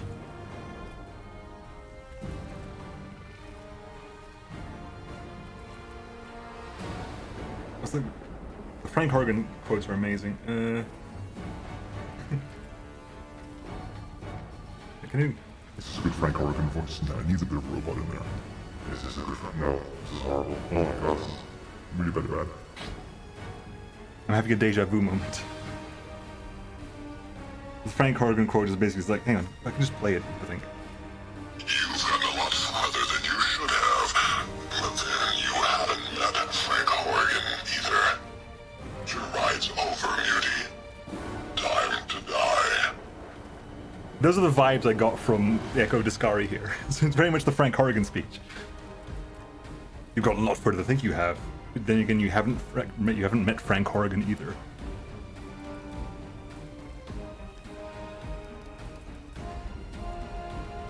Well, where's Daskari? Or is he too afraid to fight me personally? Master is in the abyss, in his realm. No, he does not wish to meet with you yet. A demon lord cannot afford 2 deaths in succession. It will kill them permanently. I've heard none of that because a goddamn biker gang went by just as you played it. It's fine, I've heard it before. This like someone did like a half-hour, 40-minute video on Frank Horrigan and basically like explaining Frank Horrigan. Is it that long? It was a really good video. I can't remember who it was though. They've done videos like about all the Fallout bads. And the Frank Horrigan video is just really, really good. Like Frank Horrigan is a character that really isn't explored well enough in the game he is in. Frank Horrigan is the last boss of Fallout 2, by the way, which is which I loved. Fallout 2. I think I played the Fallout 2 when I was about 13, 14, and it was amazing. I really enjoyed Fallout 2. Anyway, you didn't want to fight me in the Abyss, so why are you here now? I was hunting the hand of the inheritor in the abyss, not you. And what a good hunt it was. But now things are different. Now you are the prey I covet more than anything else. Out of my way. No, I'm not afraid of your threats, and there's nothing you could offer me that would make me withdraw. That's a game that should release in the living room. I'm not sure that game could release as is today. And I don't think I want people to touch it. It's one of those games like, I'd love to play an updated version of it. I don't think I want people to touch it. I don't think I trust anyone with that game.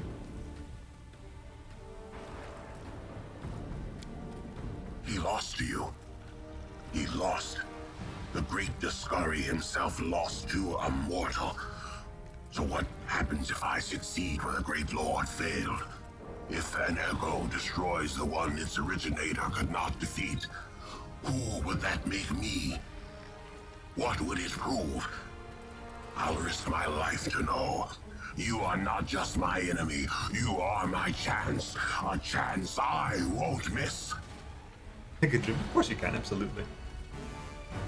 I like that as a reasoning for you. You're fully aware that your master lost to me. Which I'm gonna try anyway, because what happens if I win? You're not gonna win, but what happens if you do? You beat someone your master couldn't. What does that mean? What does that mean for you? You are the echo of Discovery. Do you become a Discovery and then the echo Discovery becomes the echo? What happens at that point? Interesting idea. Interesting notion. Please, please, please, please, please, please, please, please, please, please, please, please, please, please. Why? Why? Why? Why?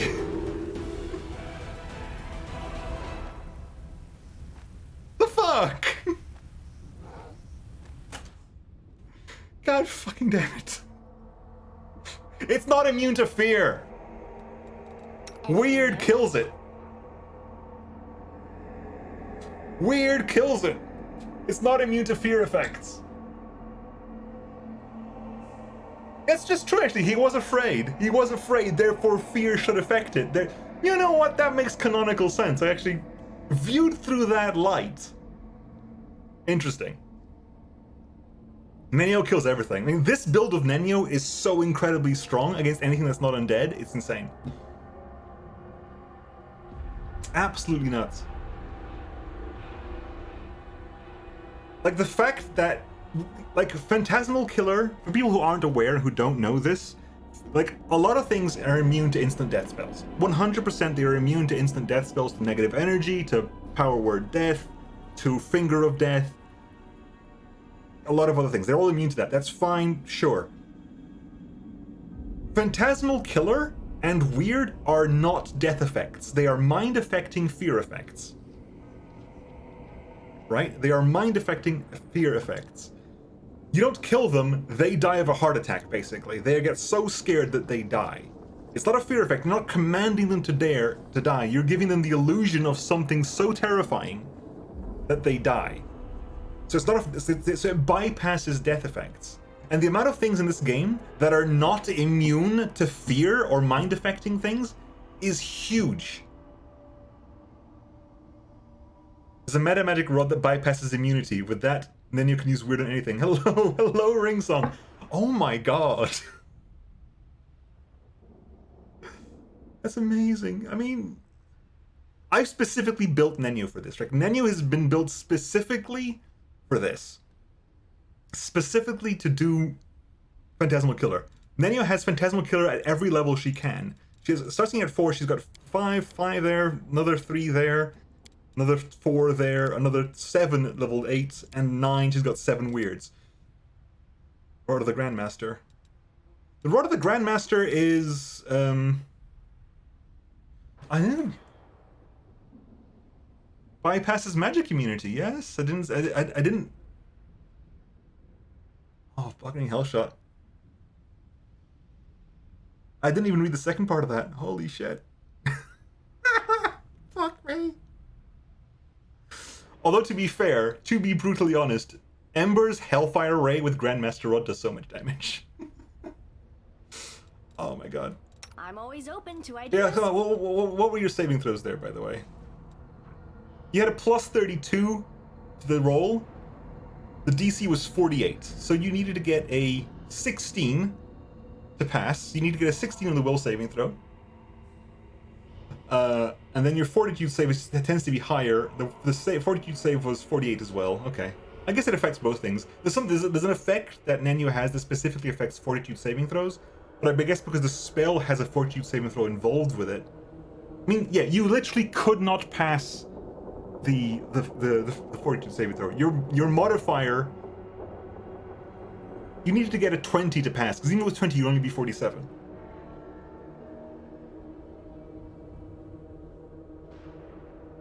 Hey Nenio, would you like to make a lich have a heart attack when it sees you? Oh my god, that'd be amazing.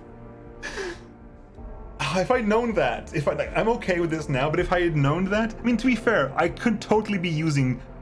Nenio has 2 greater persistent magic rods. I just don't use them. She can have 6. Her remaining 6 casts of weird can all be persistent, which means they all have to roll 2. They all have to roll with disadvantage for the saving throws. Oh my god. Nenio, you've made this game too easy. Like, I love you as a character, and it's been fantastic having you around, but my god, have you made this game easy. Okay, I'm playing on normal, I'm not playing on unfair. I will never play on unfair. That's not the challenge I'm expecting in the game, but even so. I think I've been told that on unfair this would never work, because on unfair, basically, every monster will pass every saving throw. Their bonuses on unfair are so high that every monster will pass every saving throw, guaranteed. Like, their bonuses are stupidly high. But for anything like for this, oh my god. I can't believe this. I can't believe this. Oh my god, fine. What do you have here? The Brilliant Energy Scythe plus 5. 2-handed heavy blade is brilliant energy. Really? That's all you had? It doesn't even have a name. It doesn't even have a name. Brilliant energy would be far better if I mean, it would be broken good if it basically let you hit flat-footed touch AC. If it let you hit touch AC, it would be insanely good. How many stat boosting stars in the game? I mean, let's see here. Nenio's intelligence is clearly 36. She has a base value of 22. 20, then 22, then plus 2 because she's Kitsune, plus 2 because she took the... Yeah, so plus 2 Kitsune, plus 2 Tome of Thought, plus 6 Headband of the Subjugator. So she would be 32 standard. Permanent boosters. There's like a book for every stat, and you can get, whatchamacallit, the Transmutation of Man, Body, and Soul potion. The same potion you have in Kingmaker you can get in this. That gives you plus 2 to all your stats. The con bonuses here, like 20 base, plus 2, plus 6, plus 5 because of Believe in Yourself, plus 4 because of Conflagrant Tackle, and plus 2 because of Alexis Magnifying Amulet. That's 39. It's the highest stat we've got in the game, I think. 39. 30 strength for you, 34 dex for you, 36 charisma for you. Morale bonus, Secret of Serenity. What the fuck?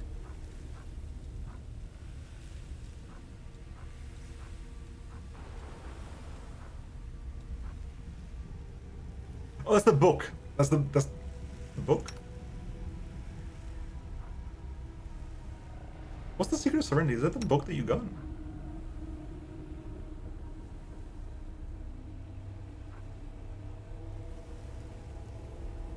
Well, that would be inherent. It's the tome of understanding leadership influence you had there. So what's Secret of Serenity? Is that a buff you got from being your quest line?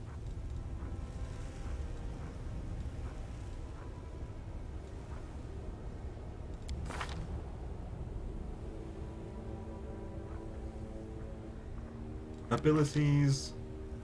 Secret of Serenity. Ember, yeah, okay, fair enough.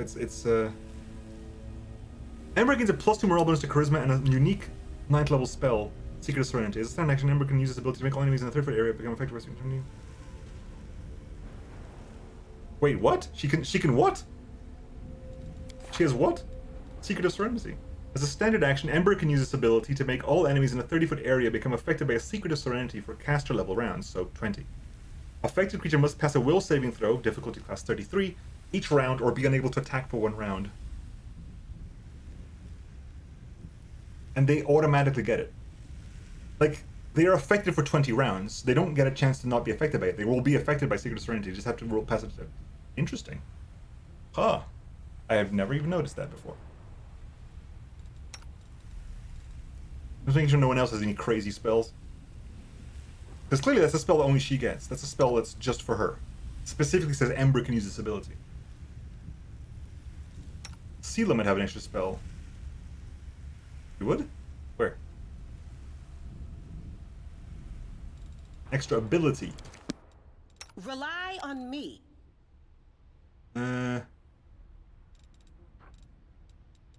So charge, that's treat affliction, smite evil, lay on hands, channels, mark of justice, summon monster, robe of Mephistopheles.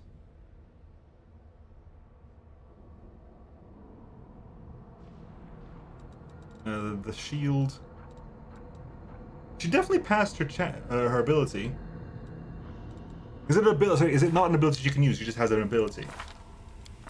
Aura of Faith? No, it's Paladin generic. Holy Champion? Nope.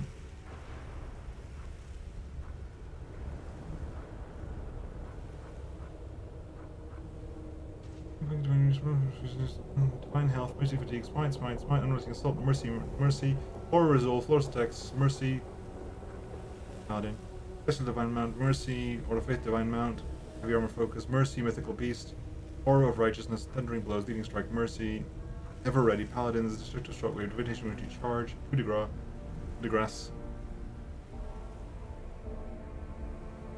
She has to defend an ally. I don't know.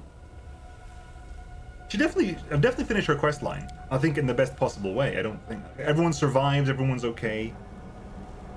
I think her quest line went through without a hitch.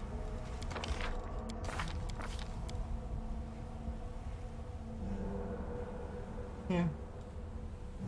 Not sure what happened there. Base 50 dex with plus 15 from base 50. How did you get to base 50?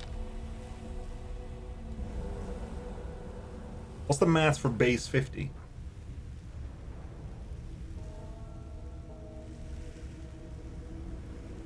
I genuinely want to find that out now because I'm curious how you get to base 50 from this. Okay, well, fine. Okay, sure. A mod lets you keep using books. It also has to let the stack because the books don't stack with each other, right? The potion of transmutation, mind, body, and soul doesn't stack with the book I read because I read I think of a book of where is it? I read where the fuck is it? One of them. Where is it? Because Chandra read the book about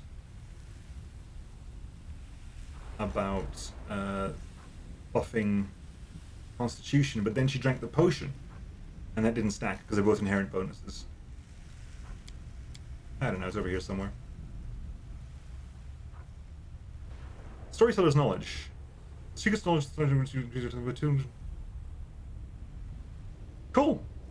That's new. We got that from completing the storyteller's thing, I think. Arm to the teeth. Plus 3 leg bonus to damage. Trade. Transmutation of mind, body, and soul. That's the potion that gives us bonus to all my ability scores. And there's a book here somewhere, although it's not listed here anymore. That was basically the tome that gave you +2 to your constitution, which has now been basically superseded by that, because it's the same inherent bonuses don't stack. Anything else maybe that's interesting and new?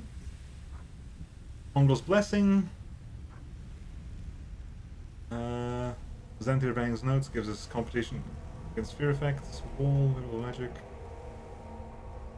Fertile Magic has been very good as well. Having them always have to basically roll twice and take the worst result for saving throws and spell resistance has always been pretty damn good.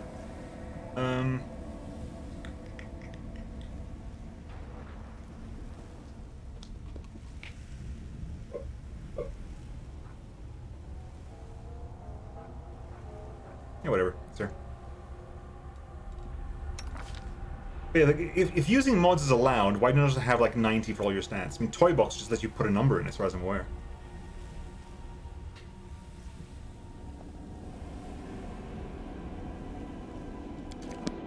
Right, anyway. We're going this way, I believe. It starts breaking things.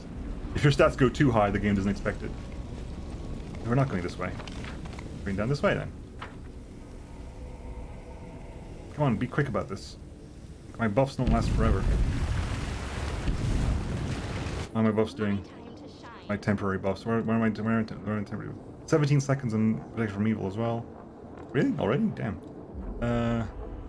What are the fast buffs? The fast buffs are the ones that are the things like that. So how long is that lasting for you? 1 minute 20. Yeah, so we gotta be quick about this.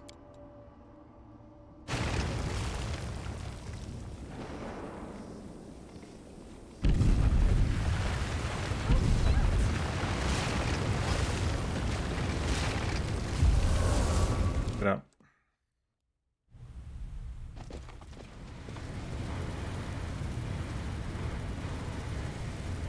I think we found it. This is where it happened. It was here that I conducted the ritual, sewing my soul and the essence of the abyss together. Feeling the world change around me as every stitch brought Galarian closer to the abyss. And it was here that even though you have no memory of it, I did the same to your soul. The interplay of light and shadow in this place gives Arilu an otherworldly look. She stands at the edge of the vast rift, watching the dancing reflections by the violet flames. When she speaks, her voice is calm and thoughtful. A researcher must not have any personal feelings for the subjects of their experiments. And yet, I find myself unable to remain completely detached from the world wound. I created it. I allowed it to be. It holds a place in my heart, even if I'm slowly paying for it with my life. A researcher must be particularly resilient in the face of mistakes, incorrect hypotheses, and failed experiments. You are my failed experiment. I think I'll feel some regret for ending your current life, but you can rest assured that such sentiments will not stop me. I have here. On a kind of check, but you passed. I can tell you've been preparing this place for battle. But there's something more to it, am I right? I sense barrier spells are waiting to be activated. And there's something else. Something deadly. You've done all this to save your child? Why did you call me a failed experiment? You merged the remnants of your daughter's soul with mine. So why do you want to harm me? Okay, so these are basically... We get to ask all of this before we get to do fighting. Okay, so... I can tell you've been preparing for this place of battle. But there's more to it, am I right? I sense barrier spells waiting to be activated. And there's something else. Something deadly. You're so adept at magic. Of course, I've been preparing for our meeting. I'm still gaining experience. And So weird. hopefully I've prepared well. You've done all this just to save your child? No, this is not about that at all. I mean, this is not about that at all. Don't ask the question. yes. And no.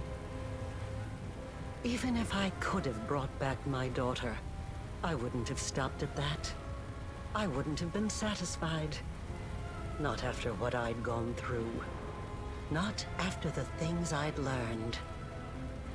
I wanted to become stronger. So is she And immune I to fear? wished the same for my child. I really hope so. I didn't want to be afraid of anything. It wasn't the dogs of Threshold or even Sarkoris itself that threatened us. It was the laws of a world governed by death, weakness, and separation. That is why I needed the power of the Nahindrian crystals. I did not merely wish to stave off the agony of the wound. I wanted to tear my daughter from the grasp of everything that makes us weak and mortal. You have seen a goddess. You have been face to face with demon lords. Were you awed by their greatness? Do you enjoy living in a world where your entire life cycle has been predetermined? Where everything, from your birth to what will happen to your soul after you die, has been decided for you? Or do you find, now that you have experienced the mythic power coursing through your blood, that you prefer to live in a world that you can change? A world that offers you a chance to be anything you want.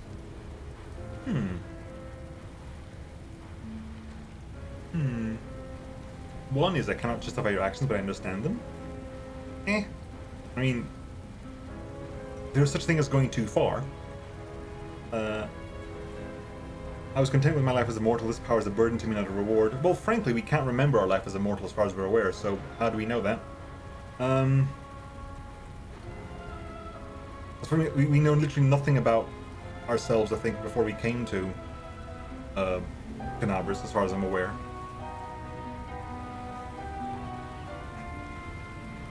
Oh yes, this power is magnificent. I would choose all the fates. Or I enjoy having power, but only blood makes the world a better place.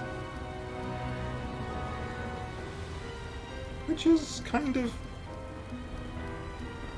It's between 3 and 4, I think, personally. And I think Chandra would be happier with 3. Like, yeah, I'm a planeswalking, fire-battling thing. I'd love this power. Chandra loves blowing shit up. I guess this power is magnificent. I would choose no other fate. How strange. You are a kindred spirit. We are so alike. Perhaps the experiment wasn't such a failure in the end. We're not so different, you and I! No. No.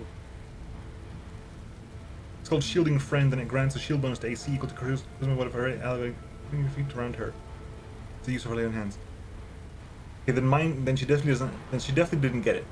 I'm fairly certain she does not have that ability for me. I'm not sure why, but she doesn't have it. Why did you call me your failed experiment? When I poured what was left of my daughter's soul into your soul, I was expecting it to bring her back. They say death and the judgment of Pharasma purges the soul of everything it once was in life. But this cannot be true.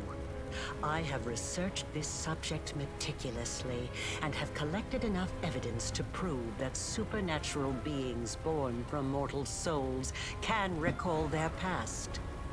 Sometimes partially, sometimes fully. Hang on, 1 second. Sela... Shielding Friend. Oh, I want to have a look at this.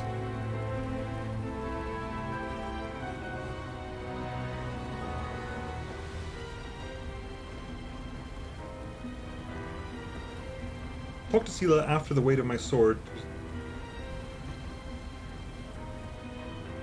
Oh my god. Did I not actually talk to her in town after doing her quest at all?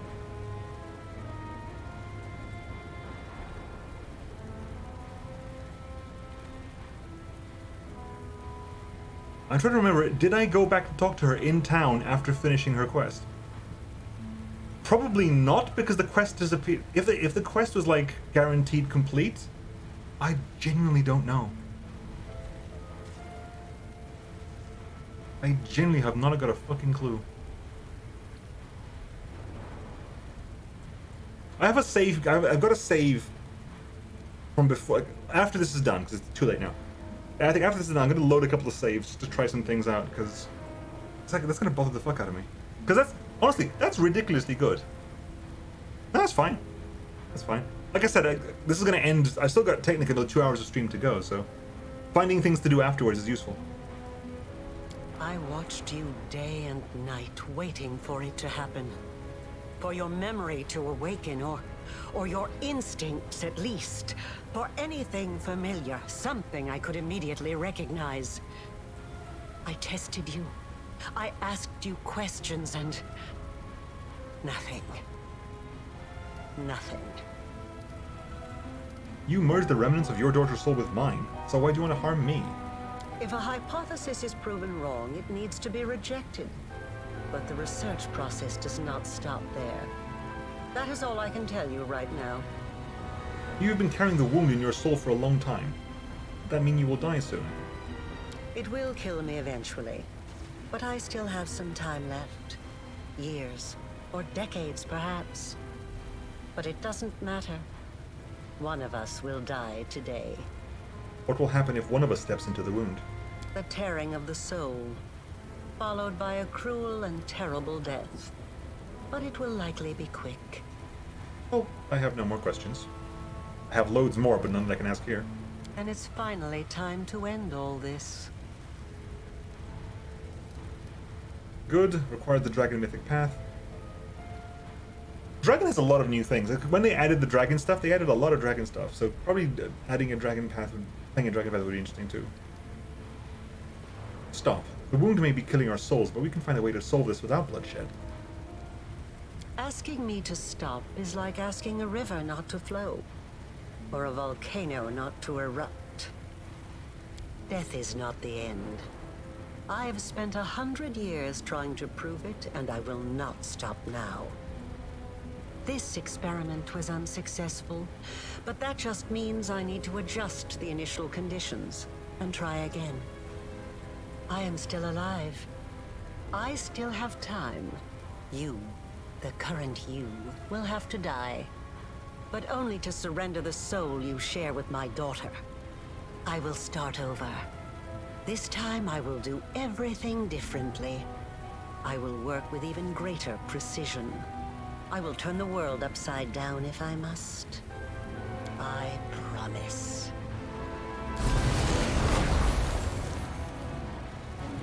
Okay, we fight.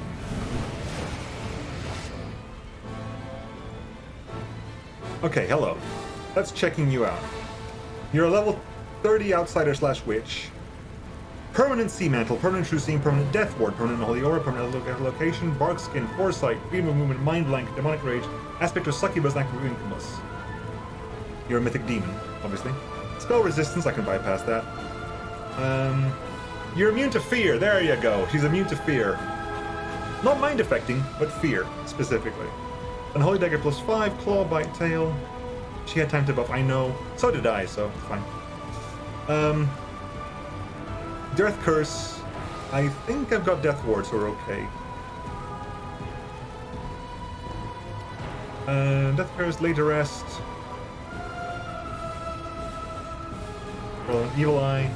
Delicious Fright, Slumber, Tsunami, Vine Trap, Sea Mantle, Clashing Rocks, Disintegrate, Elementals, Firestorm, Jolting Portent, Polar Ray, Prismatic Spray, Word, Sunbeam, Sunburst, Charge, Teleport. What's the trick? Because we've fought scarier things. I mean, you can cast Storm Bolts, Rift of Ruin's a pain in the balls, but it doesn't mean that all of this is useless.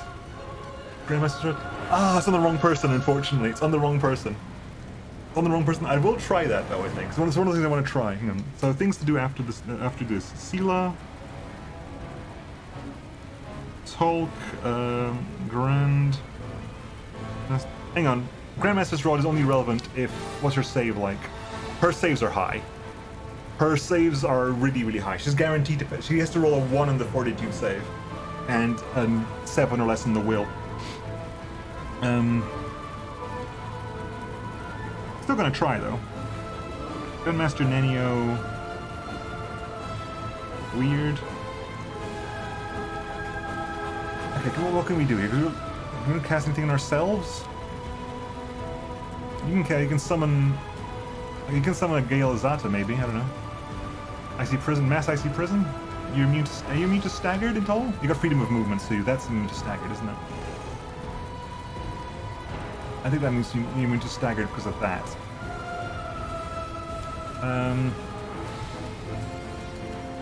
I mean, I can try... What else can we do with you? That's tank.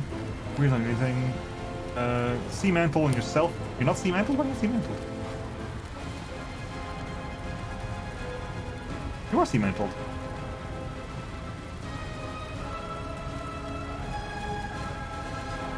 Okay. Weird. What else can you do here? That's that. Key Shout for sonic damage. What's your resistance is like? You're not resistant to sonic, and you have to roll a fortitude save, which is, unless you roll a 1, you're stunned. Are you immune to stun?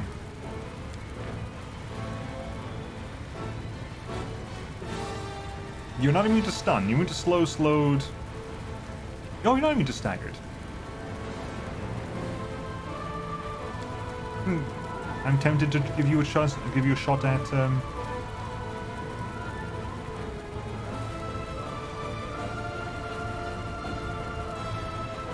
I'm tempted to give you a shot at Ice Prison then.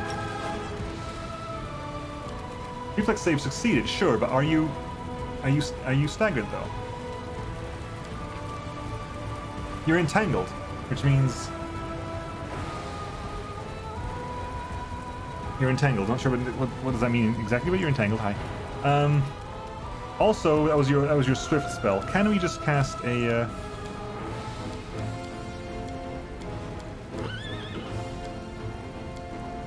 Really? I haven't got Dispel Magic prepped? One thing I would want to do actually is cast Dispel Magic on you. So what was the saving throw there? Plus 66! Oh, that's right. 32. You got a plus 55 to your reflex? Do you? Plus 51. What the fuck? Where's the extra 4 coming from? Okay, we need to attack we need to attack your will somehow. How are we attacking your will?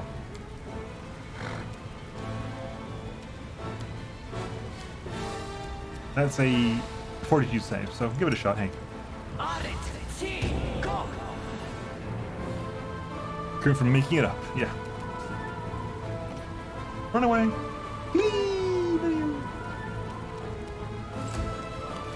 Hi! How much HP have you got? Okay, so I cannot kill you outright. Your touch AC is 44, which is still high. But I think we should be able to hit you.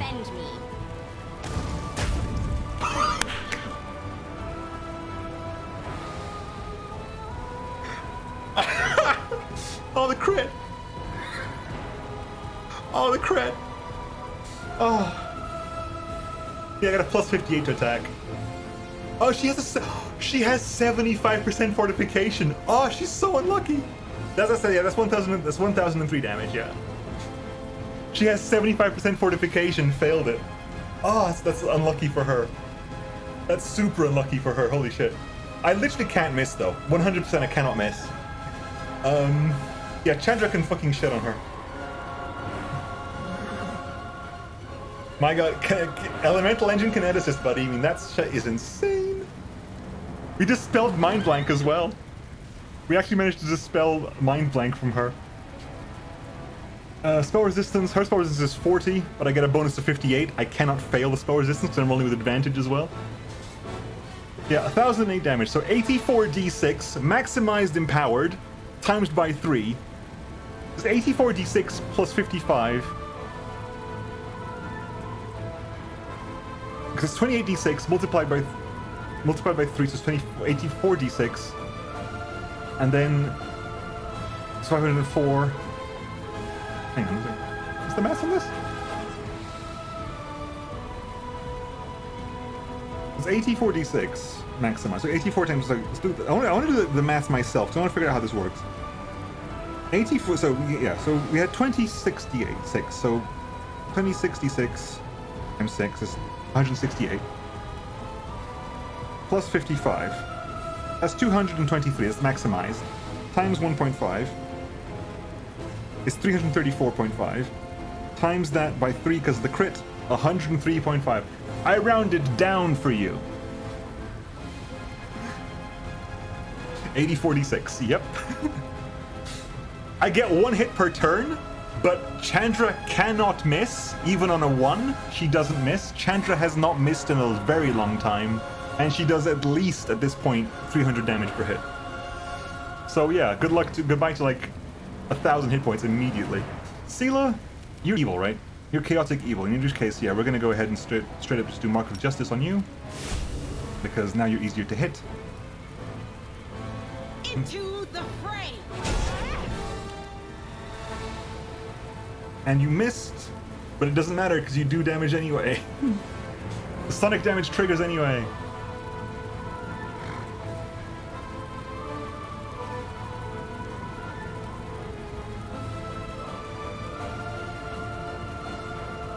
Oh, for goodness, we're actually on our animals, aren't we? No.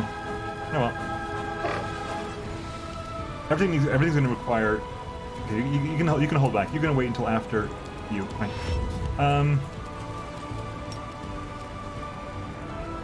Okay, you're there. Grandmaster's Rod. No, hang on. Wait.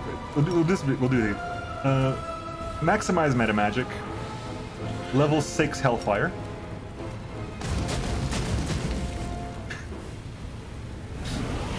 I needed a 19 to hit. I rolled a 20. I never thought that I would be responsible for the creation of my most powerful enemy. Oh my god, that was... We're too powerful. We are the One Punch Man of this universe at this point. I got a suture around here somewhere?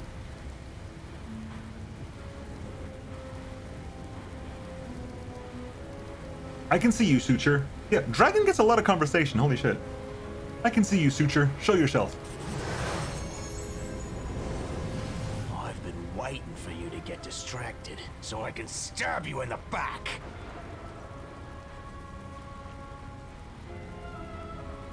I've uncovered your plan. The spells in this chamber, they are designed to kill you if something goes wrong. You've been preparing for this outcome from the start, am I right? How very perceptive. But you didn't think I would make it easy, did you? I won't let you win. You need me alive. You want to use me to close the wound, but I can destroy myself before you have a chance. Okay, we literally can't fail these, because you have to roll a 1 to do that. Watch me roll a 1.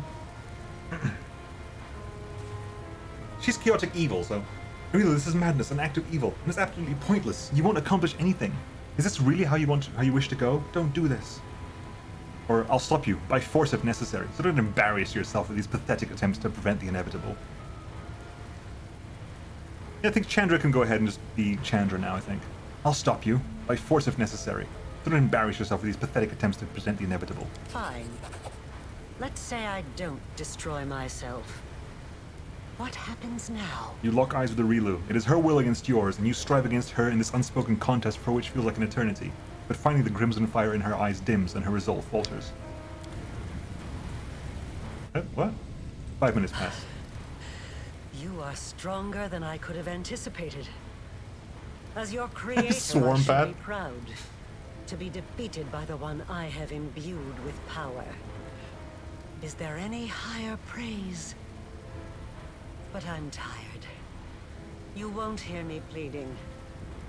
Let us finish this experiment here and now.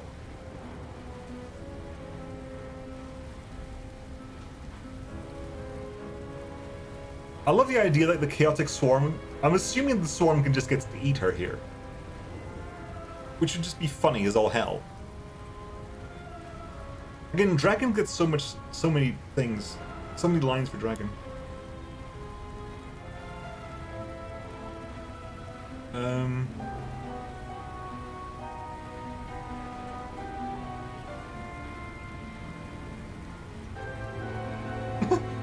my god, this is the chaotic neutral trickster response. Like, I get to this point and say, ah, fuck it, I'm leaving.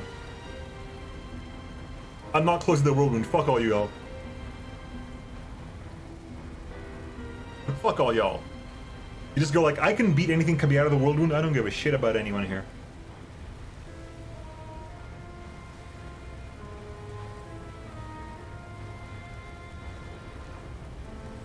I promised I would get out alive, didn't I?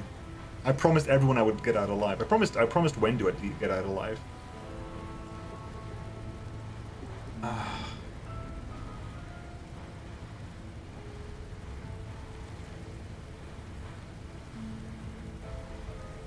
It's over. Now you will die, giving your life to help heal the world wound that you created. Do you have any last words?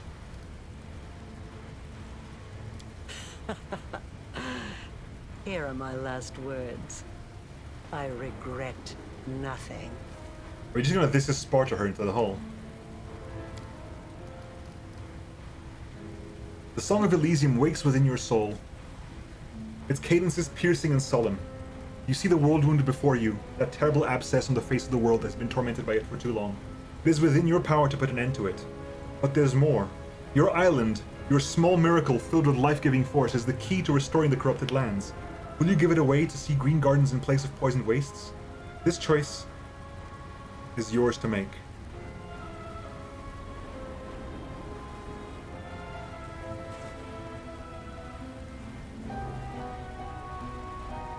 The angel choice is here. We're gonna do the Azata thing because we've been Azata. It seems like a waste to not do the Azata thing here. Destroy Arilu and sacrifice the island to close and heal the wound. It's time to end the life of one and give way to the lives of many.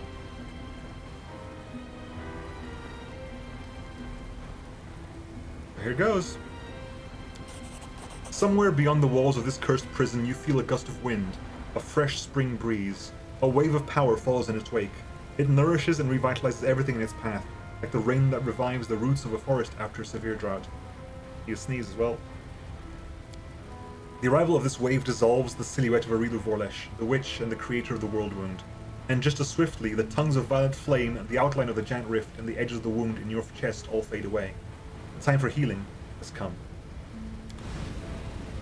What's the icy prison? Yeet!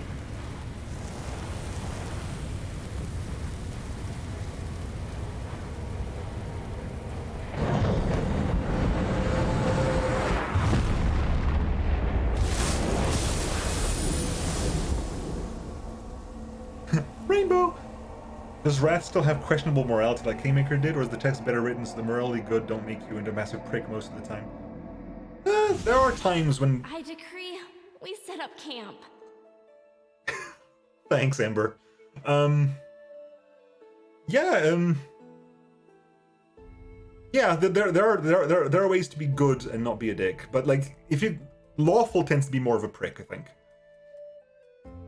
Lawful is more like you can be a dick with lawful things, because that's the whole like, I know you stole something for food, but at lawful you've broken the law.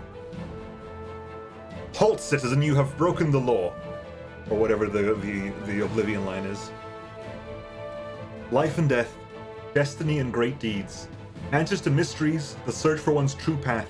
The mind can comprehend all of these, and then such concepts can be written down. As a sequence of formulas, a series of lines, a chain of thought. Still, a moment always comes when it is time to wrap up, to reach a conclusion, to put a period at the end of the last sentence. The impossible rift, the bleeding wound that had tormented all of Galarian for 100 years, was finally healed. The life and soul of one who inflicted this wound upon the world became the salve.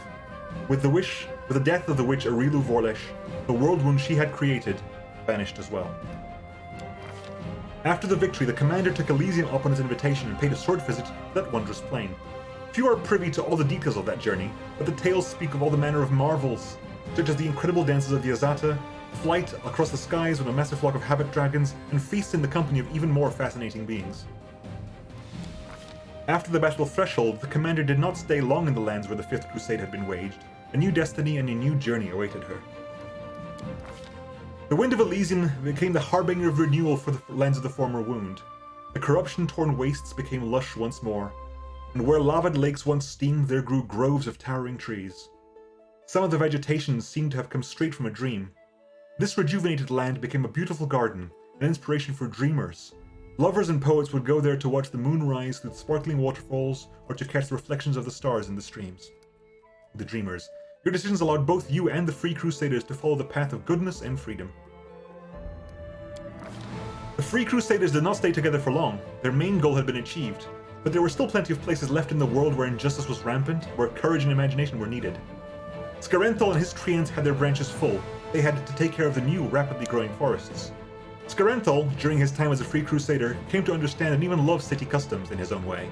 He often dropped by Dresden and even officially adopted all the teenagers from the commander's court, and he cared for them just as selflessly as if they were his own trees. The fate of the Mimic Crusaders was most astonishing of all. They formed their own knightly order, then changed their mind and decided to become pirates. Then settled on being pirate knight acrobats. They sailed the seas on a massive ship, quite possibly another Mimic, singing shanties, juggling cutlasses, saving beautiful damsons, and on rare occasions boarding someone they didn't like. I love the Mimic. The Mimics are amazing. Ivu would visit her large family in Elysium, but nothing could make her part with her best friend for long. I go where you go, was her motto. Much later, all grown up, Ivu went off on her own adventures. She traveled the plains, bravely helping good souls in distress, and of course, seeking out places where they bake the best cookies. Again, I would pay money for a voiced Ivu pack.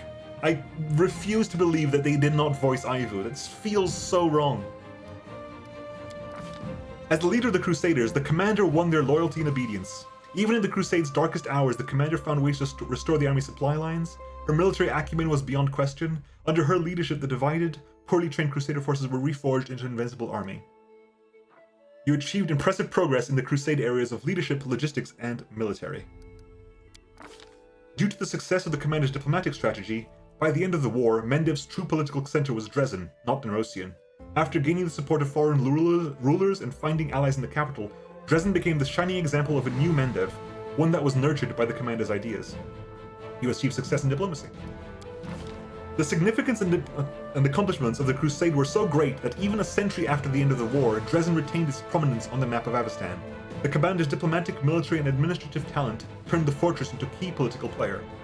You conceived considerable success in all areas of the military campaign. Mimic Crusaders, we make our own crusade with piracy and juggling.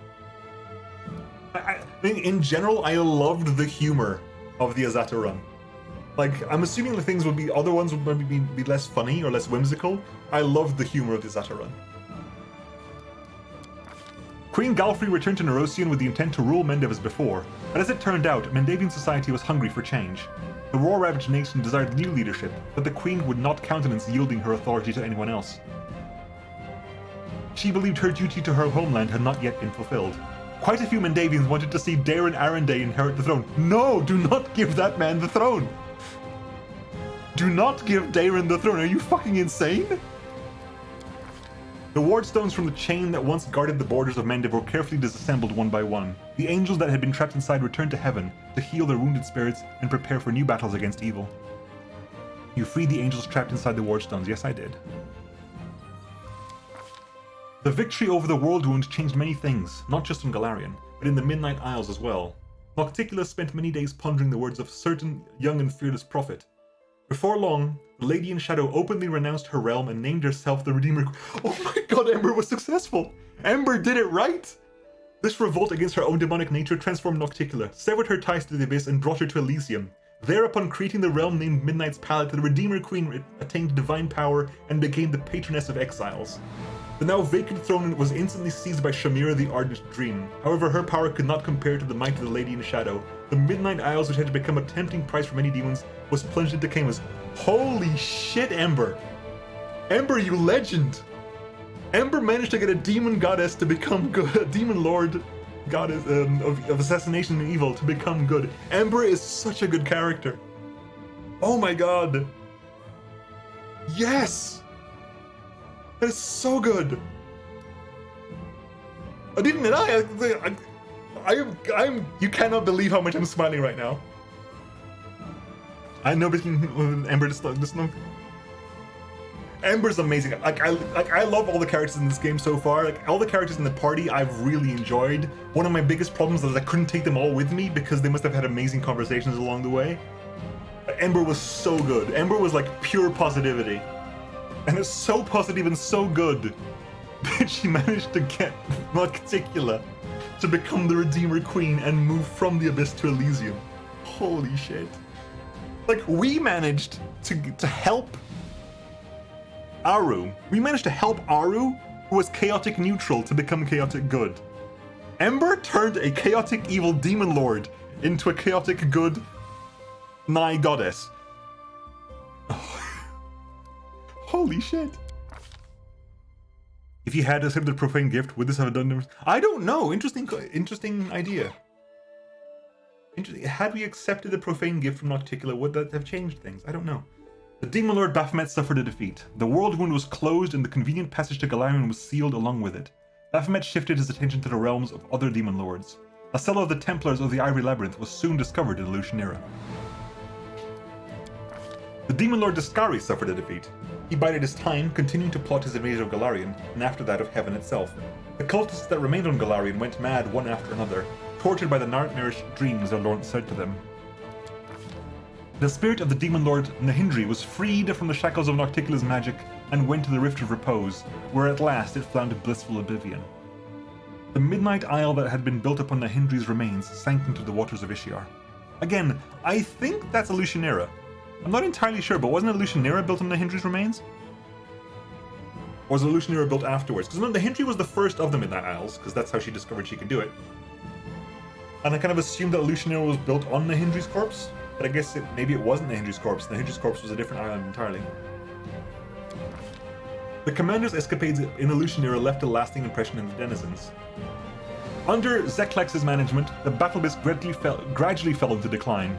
Audiences had grown bored of ordinary gladiator fights, and the Nahindrian League closed due to lack of members.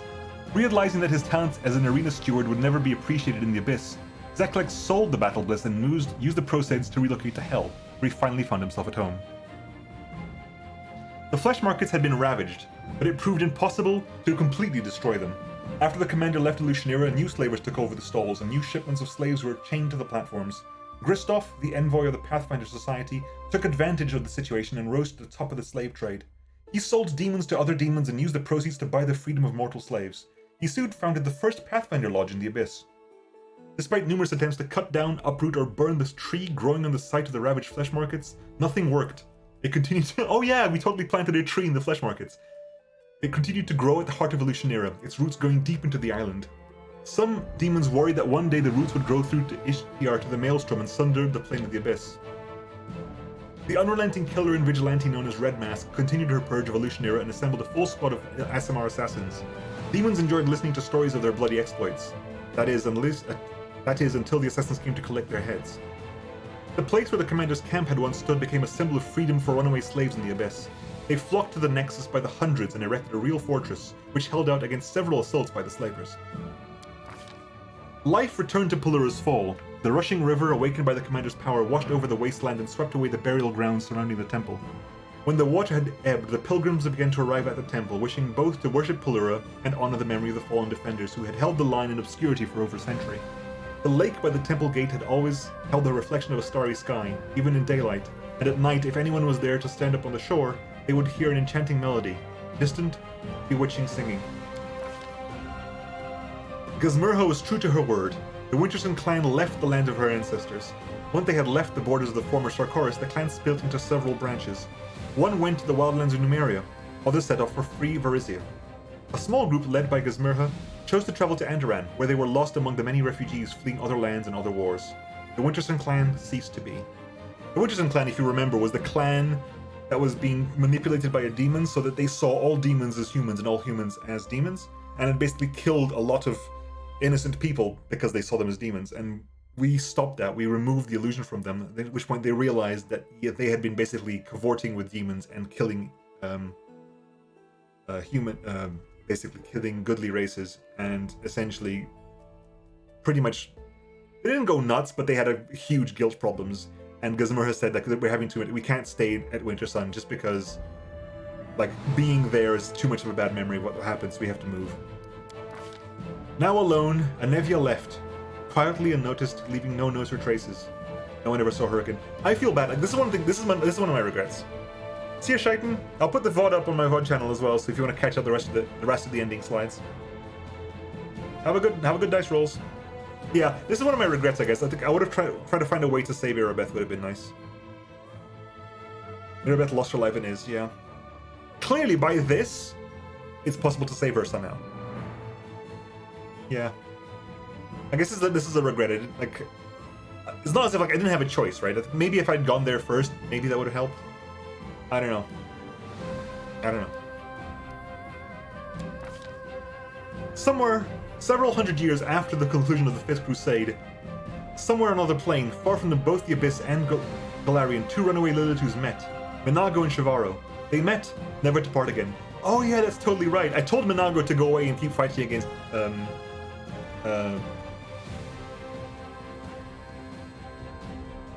Baphomet. And he told Shivaro that Minago didn't abandon her, she's still out there somewhere. You gave Minago and Shivaro another chance. Yeah, we totally did. Like, go out and meet each other. You two, clearly, Shivaro clearly loves Minago, and Minago never. The implication is that they loved her back. That's cool. The Dretch known as the Suture never made peace with the loss of his mistress. He retreated to her old laboratory, where he wandered the empty halls, activating the magical protectors again and again. For in their pale light, magical projectors again and again. For in their pale light, there still lived an image of the one who had become so important to the solitary demon. Yeah, there was the 3 maps. Yeah, it was clearly you can't save all 3. Yeah, it could be one of the force deaths. Can't save everyone. Yeah, there was 3 things you could go. That's an interesting thing, right? Because it was like you can go to save the Banner of Valor, save the Queen, or go to the library, and the Queen was in the library with Erebeth. I wonder if he'd gone there first, what would have happened? Just did one of the Kingmaker events like that, but it's cheesable, so you can start one of the path and then F off to complete the other one. Interesting. All of that you literally minced the swear anyway, but it picked it up regardless. You did F off and it still picked up F off. The abyssal boy named Zorgis had intended to leave the material plane, but a conversation with the commander after the victory over the Whirlwind caused him to change his mind. The details of this conversation are unknown, but a week later Zorgis knocked on the door of the Pathfinder Society Grand Lodge and was accepted into the society as a ward. It was the beginning of a long, adventurous saga. I wonder if Zorgis turns up elsewhere, because Zorgis, we clearly have no idea what the fuck that kid is. You have no idea who the fuck you are, and you're clearly way more powerful than you think.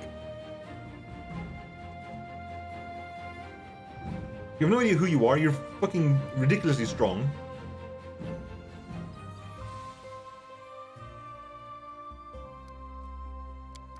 The commander's decision to destroy the Numerian device that she had captured in the Blackwater clan encampment had dire consequences. Oh yeah, we totally destroyed the Borg central thing, isn't it? Within free of the mechanism that inhibited and controlled it, the mysterious core of the device soon awakened and vanished in a flash of magical energy. Hang on, wait. The Numerian device was basically the Blackwater clan was basically that was the mission that was designed by Co-Carnage, I think, which is basically the Borg. We found the Borg. There's basically a dungeon which is basically a tech dungeon with the Borg in it, and we destroyed the Numerian device at the center of it. Free of the mechanism that inhibited and controlled it, the mysterious core of the device soon awakened and vanished in the flash of magical energy. Within weeks, Numerian hunters began to tell tales of a strange construct they had encountered in the mountains. It was the skeleton of a machine of some sort, alien and incomprehensible, that had been built by people with hollow eyes. For many years, Venture Captain Hillor continued to wander the Golarion in a hopeless attempt to hunt down his nemesis, the Spinner of Nightmares. His hunt ended on an old road in the River Kingdoms, where Hillor saw a group of monsters attacking an innocent family. He managed to save only one of them, a young girl who had been orphaned on that terrible night. Hillor took her in and was forced to temporarily halt his search for the Spinner. This pause lasted for a month, then a year. Abandoning his hopes of reuniting with Lowry, Hillor found a new purpose in caring for another person. Over time, he was able to once again find joy and hope in life. That's nice. Because you were broken, my man. Having rediscovered his own story, the storyteller renounced his fragile body to ascend to Pharasma's palace and become her usher. From that night onward, he took great care of the stories of all the souls that arrived at the court of the Lady of Graves. Thanks to you, the storyteller restored his memory and chose the path of Pharasma's usher. There, in the halls of the Lady of Graves, the storyteller met the one who was waiting for him, Kaini, thief of secrets, Ereshkigal's prisoner, old friend, and well-meaning traitor. And never was there a reunion more treasured. Yeah, the storyteller was good as well.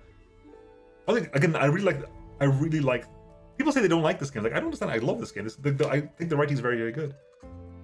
You solved the mystery about the masked ghost and told him about the fate of his friend, the storyteller. Finian, a Pathfinder who also happened to be a talking weapon, continued his travels in the hands of many warriors, seasoned and otherwise. Throughout the following centuries, he was lost in battle on a number of occasions, only to be found again in some fantastical treasure room on the other side of Golarion. You convinced Finian to accept his life as a sentient weapon. Why are you giving me the what is a Pathfinder now? Out of all the times, what is a Pathfinder society now is not really required. Once again, Sela heard the call of the open road. Even after gaining mythic powers and coming face to face with the goddess and demon lords, she never stopped being a paladin and wandering a knight whose purpose was to help others. But what if you forgot? Staying true to friends was in Sela's blood, and it is said that even while journeying through the farthest reaches of Golarion, she tried her best to keep in touch with the commander. Their rare meetings are always filled with joy. You helped Sela to overcome her problems and help all her friends. This strengthened Sela's faith in herself and other people. A short time after the war against the Whirlwind concluded, Lan set off on a journey. He wanted to see the world, behold the sea with his own eyes, visit Absalom, have a look at how people in Chanshal lived, and so much more. Alas, a mongrel's time is short and the traveler's path is fraught with many dangers, and his plans were fated never to be realized. You failed to become Lan's friend and never paid enough attention to his person. I couldn't! He joined late! You can't do both their quest lines at once. I'm sorry. Wendog became the queen of the mongrels, and in so doing assumed her rightful place among her people.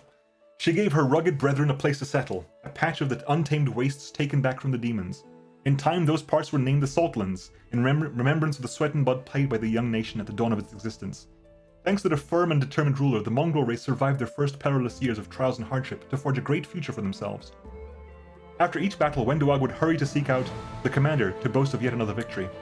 Savamalek's poison was shared by the commander and Wendog became their vows, and their communion over the demon's corpse became their wedding ceremony. Only one woman existed for Wendog, and all of her enemies were her enemies too. You managed to keep the mongrels under your control and let them stay among the ranks of your soldiers in Dresden.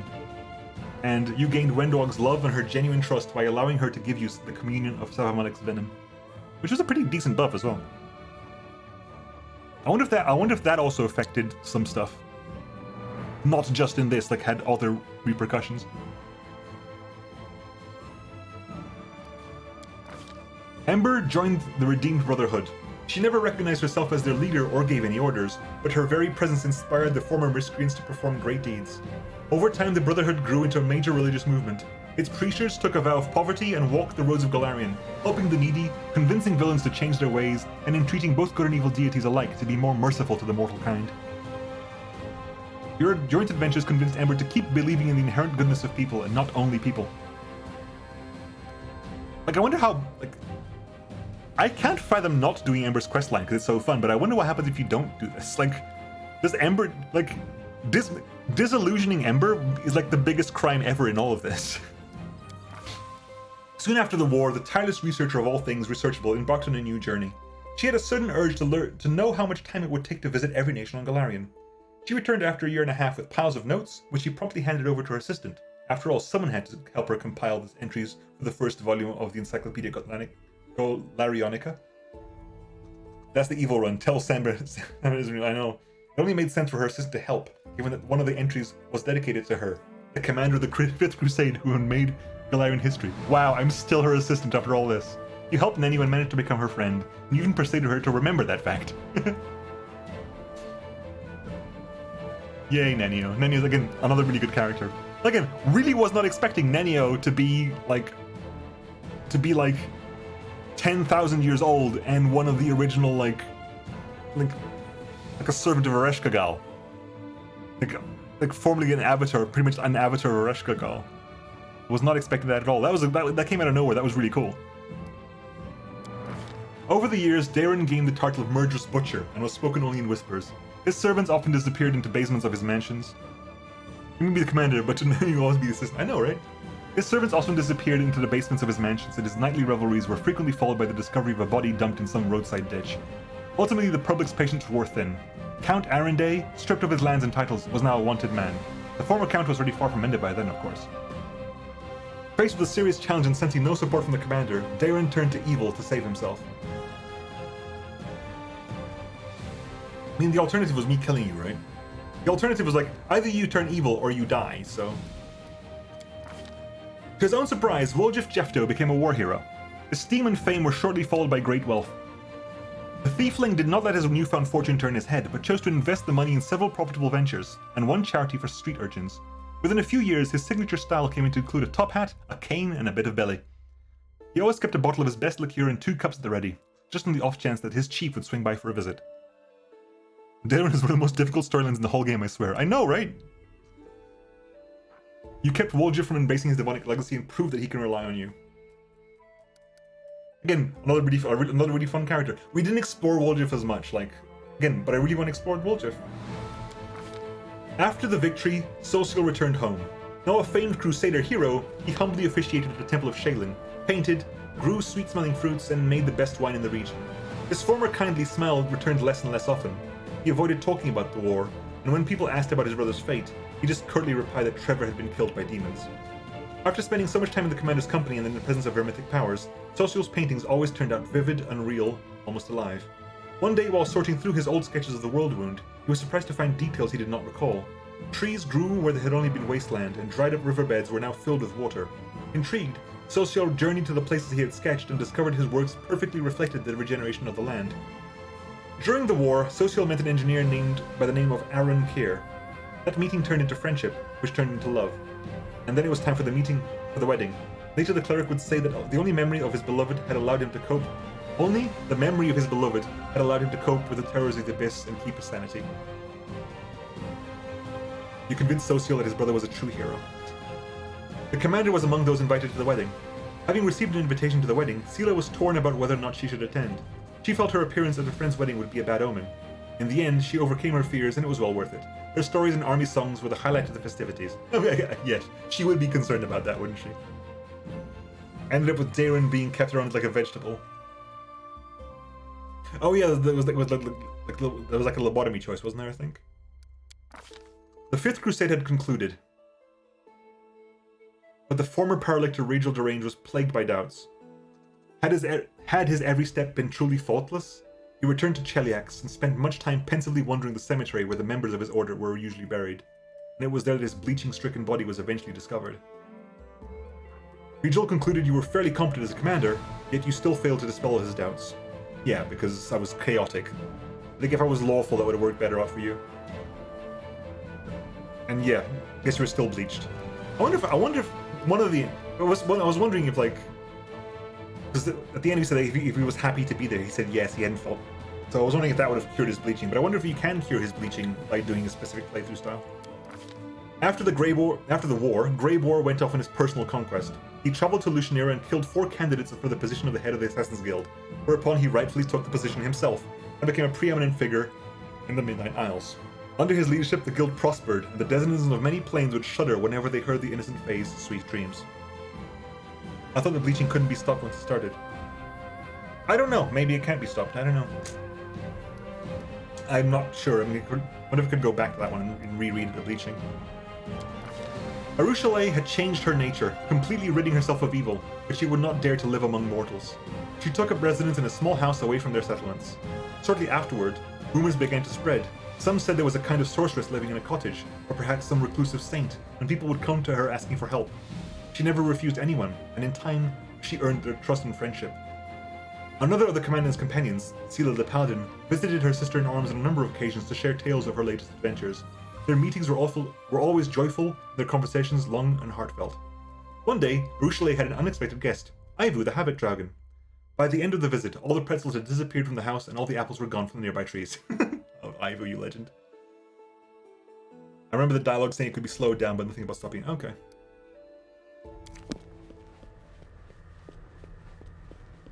Ooh, plot time.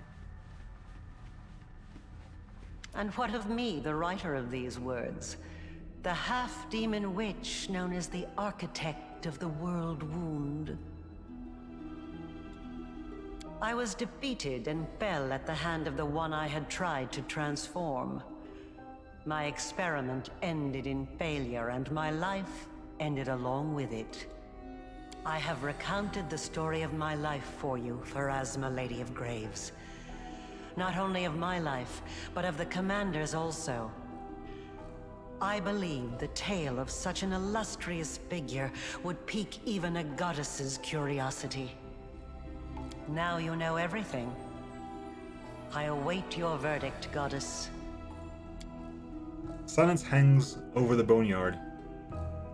The Lady of Graves is weighing her decision, and it seems the entire universe is holding its breath, waiting her pronouncement. Who would dare to break a silence so absolute? Chandra Nalar would dare. Oh yeah, she would dare. The boneyard is the plane of Pharasma, okay. Though you are no longer here, your mythic powers entitle you to a say in this trial.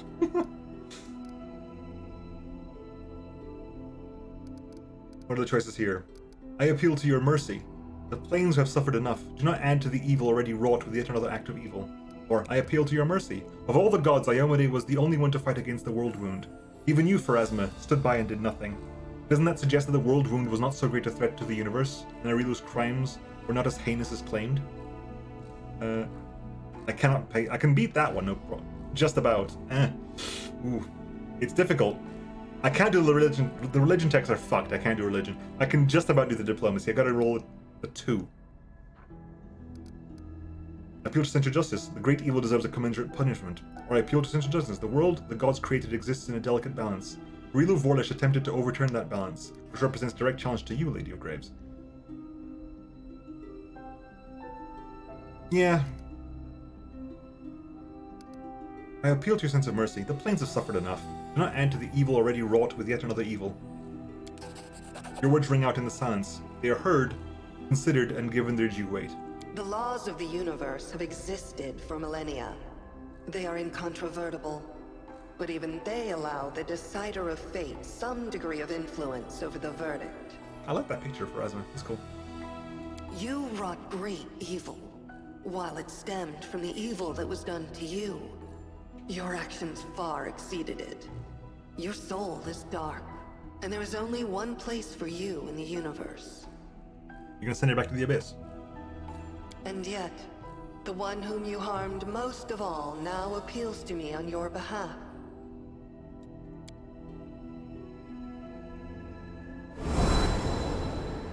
I shall send you to the Maelstrom, the plane on the edge of the world. A place to which the gods' gazes do not stray. There you will find yourself. Or you will perish in the whirlwind of chaos that is your soul. So be it. Now you, the mortal who has risen so high as to stand boldly in the presence of the goddess of fate. No, not you a bad have done end. the impossible. And you will be remembered as long as this universe exists. Go, live out the rest of your life. I look forward to tales of your future deeds. I think at some point she goes to name a plane, Dominaria, whatever. Quick, cast kinetic blast on Pharasma. Aw, the end.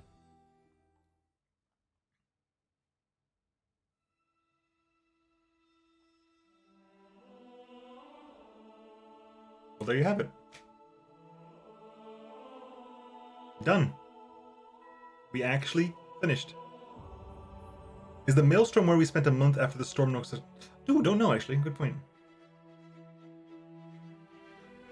Is there but invisible? Yeah, the engine requires the character to be there, I think.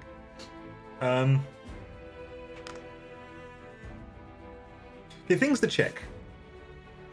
Things to check. We've done cool, nice stuff. Things to check. I'm gonna load this just so I can quickly save it. Just so I can quick save, do a proper save here. It's like this is the last save. Pause. Save. Last.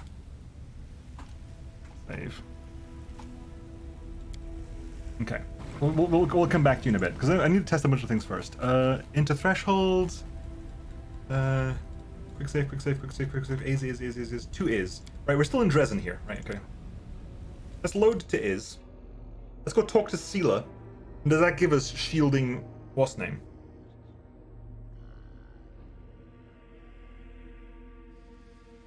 Does that give us shielding what's name?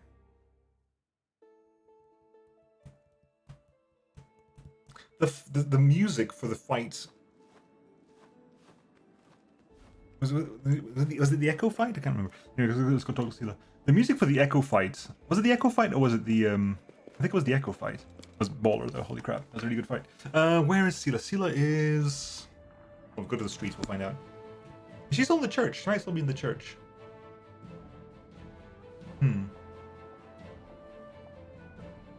Hello? Is it the loading that's giving problems? Nope, hang on. You okay there, buddy?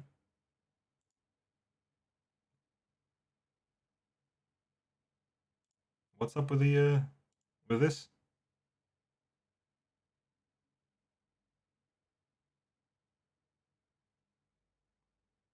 Uh-huh.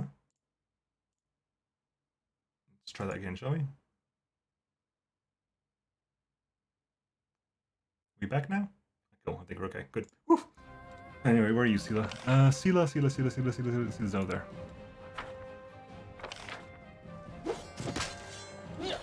World is full of wonder. Let's go chat with you. Just to see like if you actually get the damn ability we're supposed to be getting. Did it bug out or did it just not was I not just paying attention? Sela? Hi. There you go. Okay. How do you feel now, after the whole story with the Stolen Souls, Sunhammer, and the League of the Inspiring Card? I feel a burning desire to kick the last demons back to the abyss. Sleep for a week and then celebrate. Sela gives you a broad smile. And she says more seriously, I'm glad it's over now, that it ended the way it did. A huge burden has been lifted from my shoulders. Has that given you that ability then? Do you now have the ability?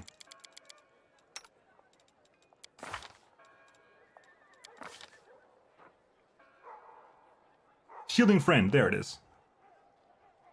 Was that not there before? Now I want to load last save to check again, goddammit. What is a shield bonus equal to her charisma modifier? For a number of rounds equal to her caster level. Her caster level is 20? 17. 17 rounds is a lot of rounds. And +4 shield bonus to AC. I mean, +4 to AC to everyone around you is pretty damn decent. What's this one? I want to figure out now, because now that I know where it's supposed to be. Also, what I might do is I'll just load here and go again, and then I'm assuming one of the options is I can sacrifice myself to close the world wound. So we'll find out what happens if that happens. Okay, so pause. Do you actually have that ability here, and was I just not paying attention to it? No, she definitely does not have the ability here. Interesting. The other thing I wanted to test was... Message rod come out. Grandmaster's Rod weird. As difficult as it's gonna be. Now where are we going? Go.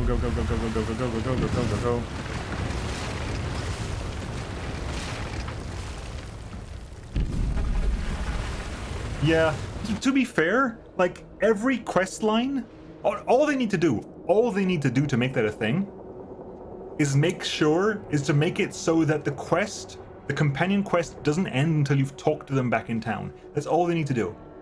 It's a perfectly fine trigger as long as the trigger that you know you're supposed to do. Like the quest doesn't end until you go back to town and talk to the companion, and that's fine. Not a problem at all, because then the quest ends and that'll do things. Yeah, again, it's one of the things I should have done.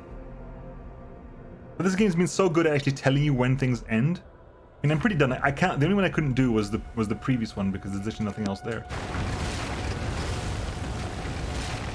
Oh, hi, Echo. Can I not save after Echo? Who ventured recklessly into the abyss. Blah, blah, blah. No.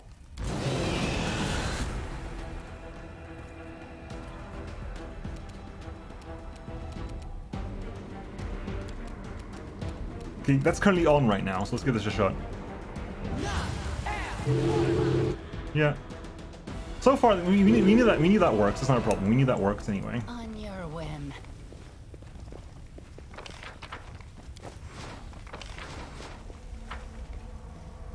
We knew that works regardless.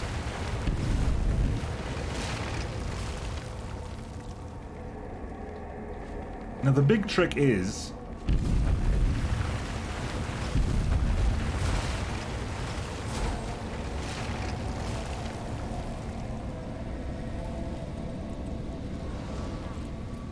right. Pause, you Together we get on your horse. stand. I am yours. world has to suffered Get on your enough. boar. Get on You're a your good person. Triceratops. I like you.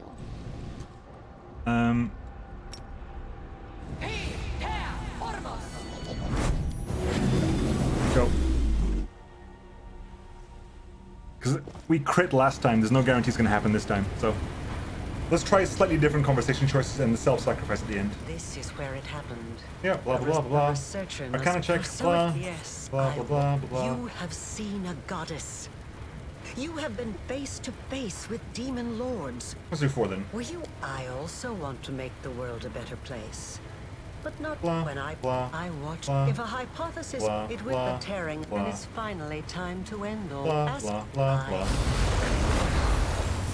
Your initiative is 43. Bloody hellfire. Okay. Immediately go there. Away, you rascal. You did not get the crit. Right. Big check. Does this work? Yes. It actually fucking works. She failed the will saving throw as well. She needs to roll that. She has to roll a 2 to fail the fortitude. But it would work. Shit on me. Holy shit. That's crazy.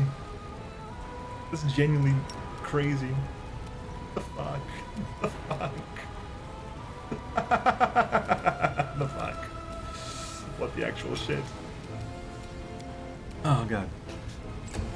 Alright, you're gonna go for that. Study target. 19. We only need bonuses to hit, basically. We need only critical numbers to hit. Give me Hellfire Ray. Yeah, this is gonna.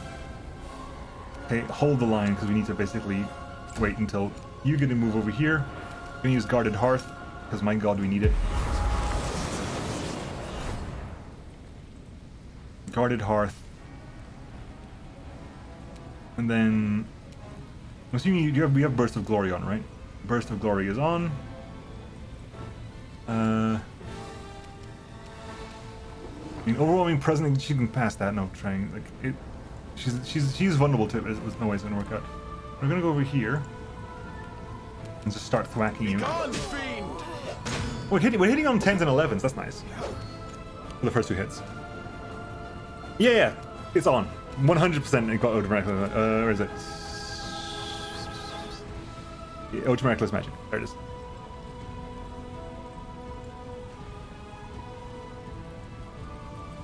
Yeah, 100%. That's definitely on. Sela.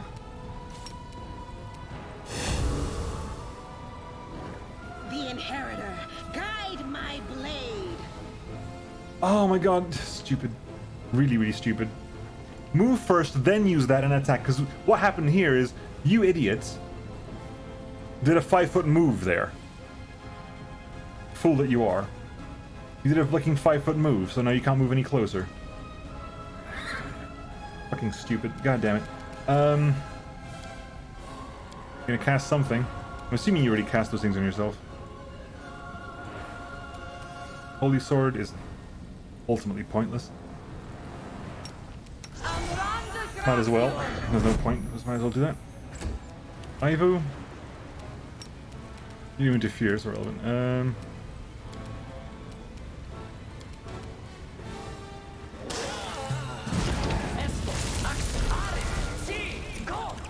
That dealt no damage.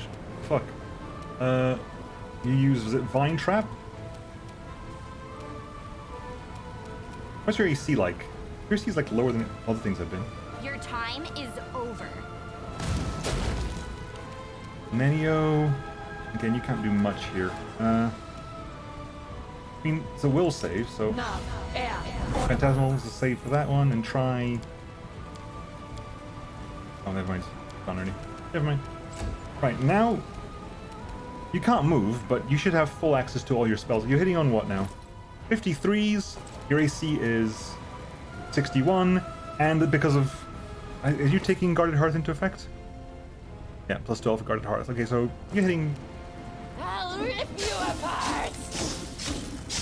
There you go. Simple enough. Unfortunately. I never thought that I would be responsible for the creation Perception of my... thing, blah blah blah. I've been waiting for you to get distracted so I can stab you in the back. Now, we said this last time, so let's try changing things up a bit. Stop, listen to me. You called me a failed experiment, but what if you're wrong? I would be overjoyed to discover that I am wrong. I tried to hope, even though there was no hope left. But wait, why do you care? Why are you trying to change my mind? I don't care. I just want to see how you react.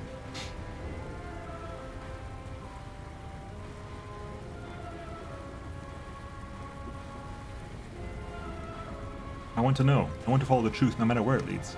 That thirst for truth and knowledge, that is so familiar. But what makes you think I will listen to your arguments? Well, did I miss an entire line here? I must walk the path I have chosen. I know you're not as mad or fixated on your goal as you'd like others to believe, or for that matter, as you'd like to believe. I know that you care for the suture. Your ridiculous minion means something to you. You were concerned about him. Says you. Mumbles the suture. You think I'm wrong about you? Why? We are not talking about numbers, equations, and magical reactions. This is about the soul. About whether or not you have what I lost. In Articulous Palace, you offered me power, but I was more interested in discovering the truth. You hungered for knowledge. You desired the truth more than anything else. When we spoke together in the secret part of your laboratory, you asked me quite a few questions. It was like you were testing me. So, did I pass? It was a foolish test. It didn't prove anything. Your answers told me nothing. I used the summoning circle to defeat the monsters? And the bile of the summoning formula.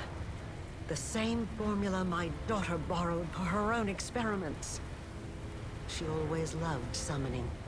Always. As you were talking, something changes almost imperceptibly as in Arilu's gaze and posture. She listens to you more attentively. Sometimes with a slight frown, and at other times with an expression that could almost be mistaken for curiosity. I have reached the heights of my mythic power. I am the living embodiment of your plans and aspirations. You did not merely accept the power that was given to you. You mastered it. You passed every trial. I am so proud of you. It's true. You've made up your mind not to listen to me. There's nothing I can say that will convince you. I missed things, didn't I? That feels like if you had more things to say, that could have changed things. No, that felt like I needed to do more things. I got some things wrong, or I didn't do certain things. That feels like there is more to be done there. Because I give you the option with only one choice at the end, it feels like if you've done these whatever number of things, you can use them all. Maybe, yeah, maybe. There's a whole checklist of things to do through the game. Yeah, I can imagine. I can imagine there's like a secret ending or something. I've uncovered your plan. The spells in this chamber, they're designed to kill you if something goes... we've done that. We've done this. But it triggers the same thing. Perceptive. But you didn't think I would make it easy, did you? I won't let you win. You need me alive. You want to use me to close the wound. You're right. I won't gain anything from this. So what now?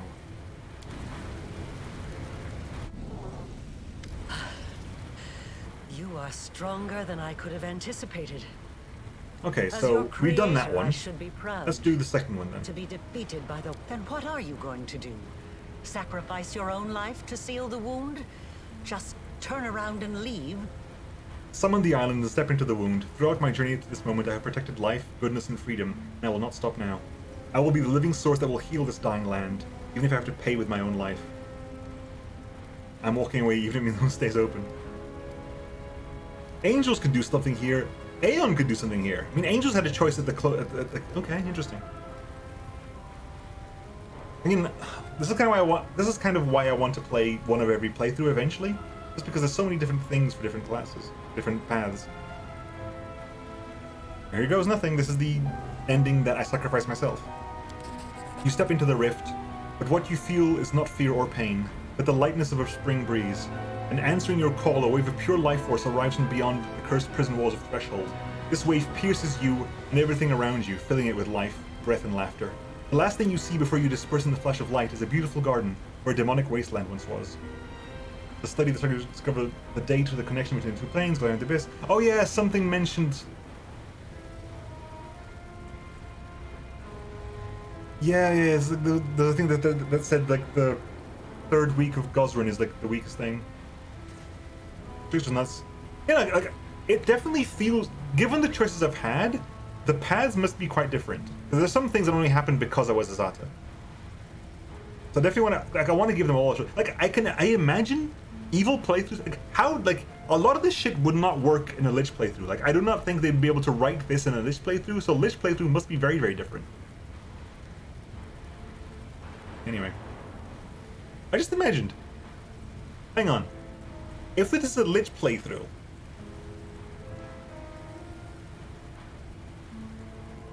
in a Lich playthrough, the Echo of Discari can't melee attack us.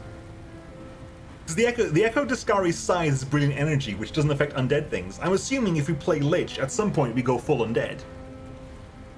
Which means that the Echo of Discari wouldn't be able to harm us with his scythe. It's funny. Anyway.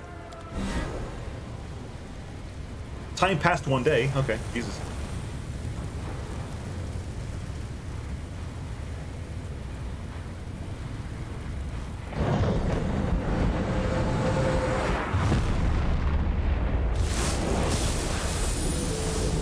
Rainbow! The Song of Elysium. Do-do-do-do-do-do-do-do.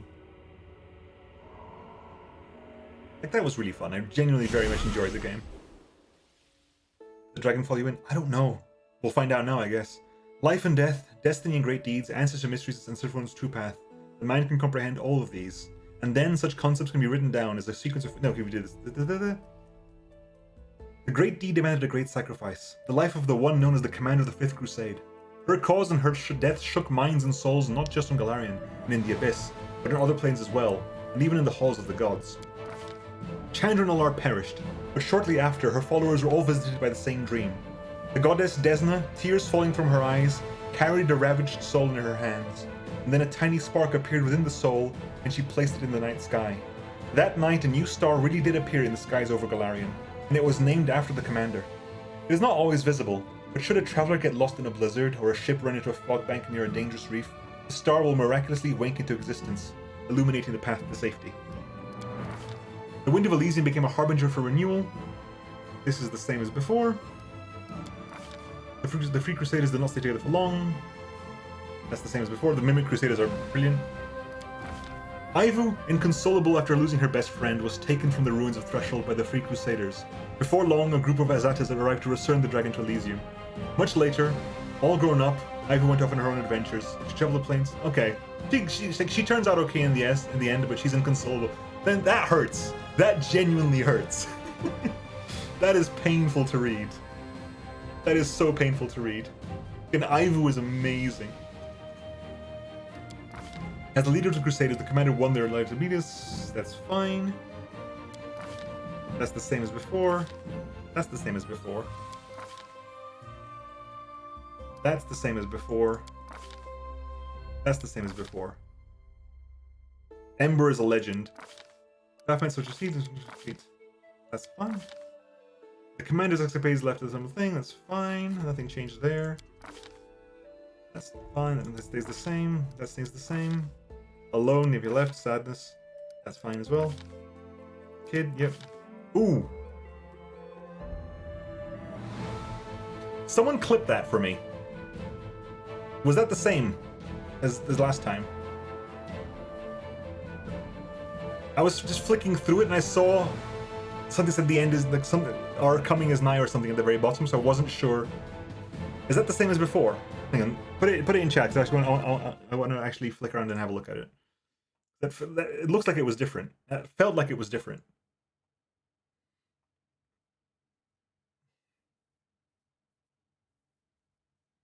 I'll just go. I guess if you clipped it, I can just go to my content page and find it there. Clips of my channel. Yeah, there you go. 27 seconds ago. Let's watch the clip.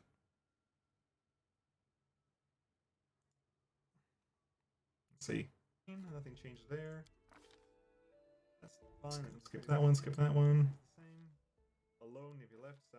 Sadness. Munago. Not so long the material plane, unable to ignore the sense of otherness he felt among mortals, he chose to return to the realm of chaos. But the company of demons likewise brought him no joy, and so one day he dove into the bottomless waters of Ishiar and disappeared. Airship sailors sometimes told stories of a strange boy who had risen from the depths of the ocean, on tentacles woven from darkness. At first these fables merely entertained the listeners, but they began to instill fear in the denizens of the abyss, after hearing strange whispers in Ishiar's restless surf. Our return is nigh. That is a huge difference. That's a huge change from the commander not being around. Interesting. The commander's like, there's nothing. The only difference that happened is that we sacrificed ourselves rather than Arilu Vorlesh. So that's a huge change for Zorges, or whatever you want to call it, based on that alone. Clearly, that alone is the commander must be alive for him to have a good life. For many years, the venture capital Hillor, that's fine. That's okay. Gotta be careful now. That's fine as well. Yep, same thing there, but nothing about meeting her friend. See that? I guess the same ending slide, but nothing about meeting up with her with the commander. Lands doesn't change. Wenduag took the commander's death coldly and calmly. Only the keenest observers could tell that from that day on, Wenduag valued her own life even less than before, charging bravely into any battle as if begging for death to send an arrow that would strike her right in the heart. Within a scant few years, her pleas were answered. So basically, she gets a death wish at that point.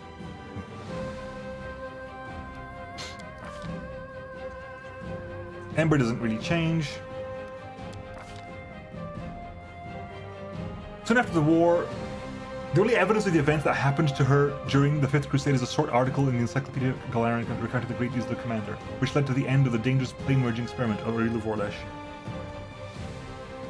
Basically, she writes her encyclopedia, and her only mention of the events that happened to her during the Fifth Crusade is a short article. Yeah. That doesn't change. That loses the bit about meeting the commander. Social, that doesn't really change. That doesn't change. Greybor doesn't really change. One of the first to hear his phrase was another of the commander's former companions, Wenduag. Greybor personally fulfilled the contract on her head. Greybor kills Wenduag. Wait, holy shit, that's big. She goes like battle crazy and gets a death wish, and Greybor kills her. Because he's an assassin. Someone hired him to kill Wenduag. Wenduag was going around fighting and stuff, and someone just hired him to do it. He's an assassin. Like, he 100% said like he was like he would totally do this. Like, that's 100% in line with him.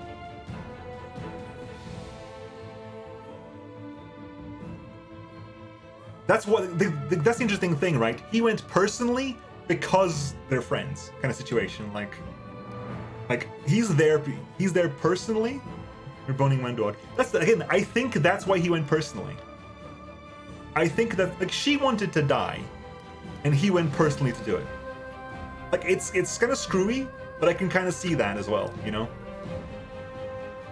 She wanted to die, maybe so we can go into the same place or something, a kind of way to meet up after death. and he went to do it himself. It's kind of screwy, but I can see that.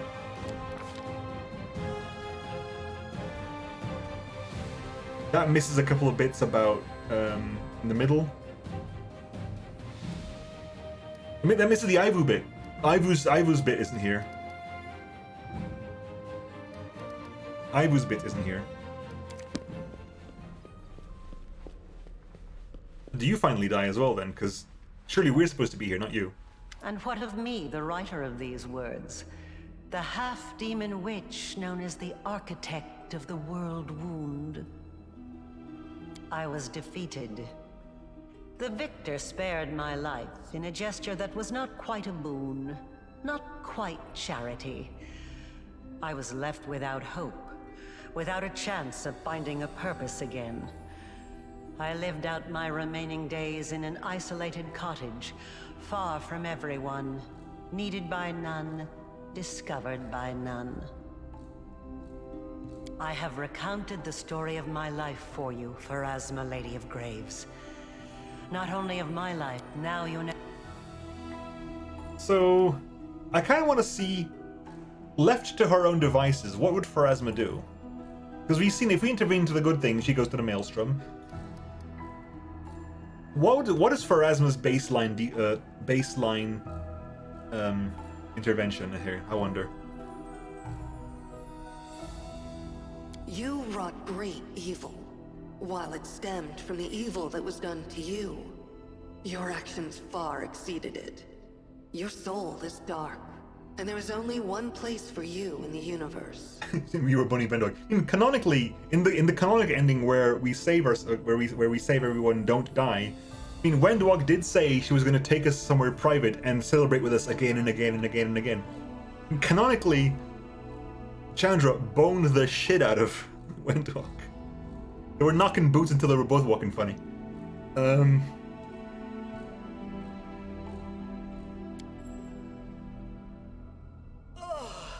I shall send you to the Abyss, plane of pain and fury, suffering and privation. That which you have done to others will now be done to you. So be it. Again, that's an interesting thing, because, like, I'm assuming being in the Abyss as a spirit is different than being there as a demon. Because I guess she's not a demon anymore, right? She would be going there as a soul. Weirdly.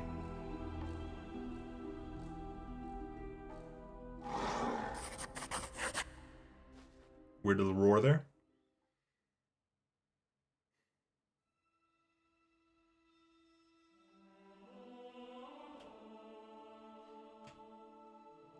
Yeah, so it's inevitable access. This is the DLC I thought it was, right?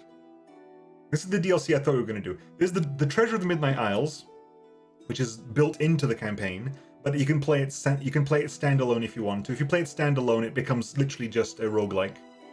You build a party and you go into randomly. Like in the campaign, the islands are fixed. In the standalone mode, it is randomly generated. The islands are randomly generated. So that's kind of cool. That's interesting. And there's Through the Ashes. And back I have KFC. Yay, KFC. Not Popeyes, though. Or the other one. Butchies. All the future... Through the Ashes is a prequel with a different person entirely. You basically... It's a very low-level campaign where basically you are dealing with... while the Knight Commander is fighting their historic battle for the Wardstone and the whole world, the regular people of the burning streets of Canabras are doing their best to survive. In this additional campaign for low-level characters, you will see the war through the eyes of common city dwellers, proving that you don't need to be a mythic champion to be a hero.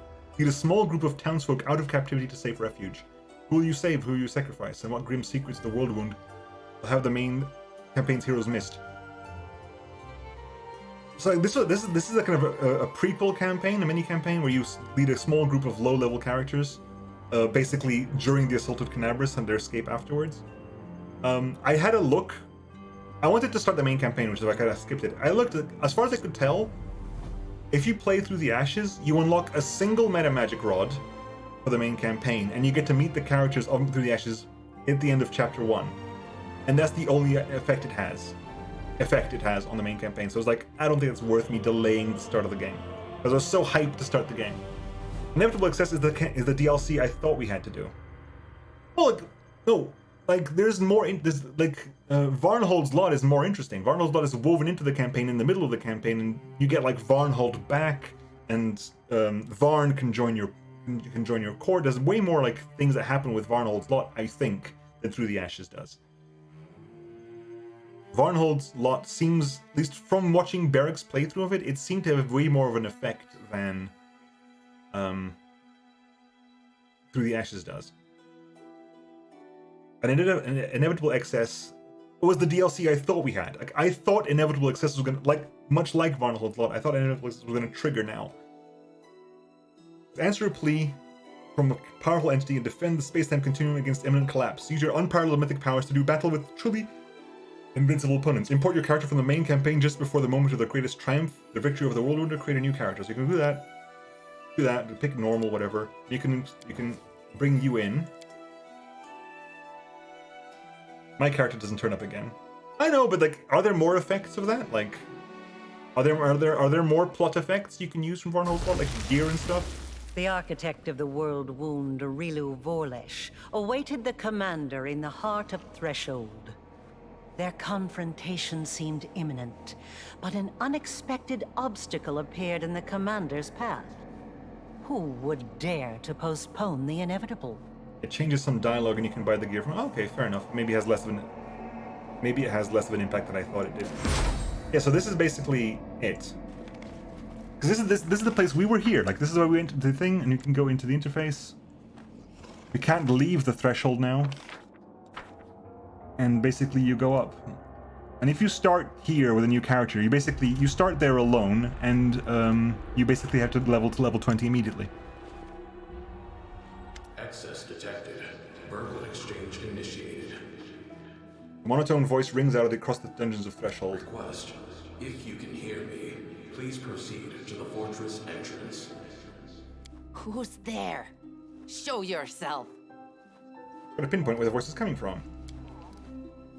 A resonant, emotionless voice seems to be coming from every direction at once.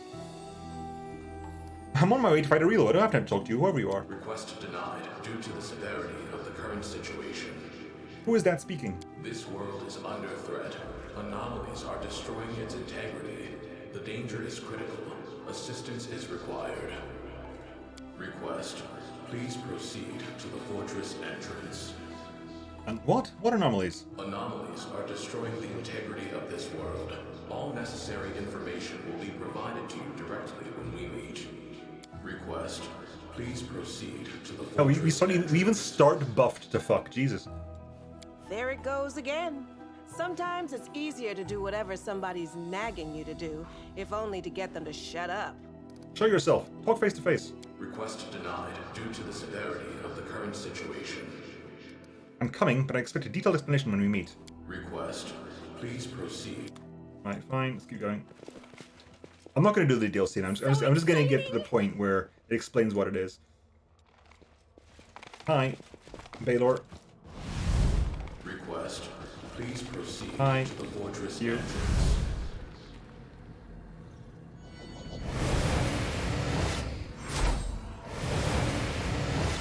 Ooh, that's interesting. If you don't have a party, that's interesting. You don't fight these things here, I think, when you're doing this as a single character. How interesting. Did I mess up again? No, I messed up. These guys are immune to death, because I have no time for this. Are they immune to fear? Nope. Okay, cool. Weird.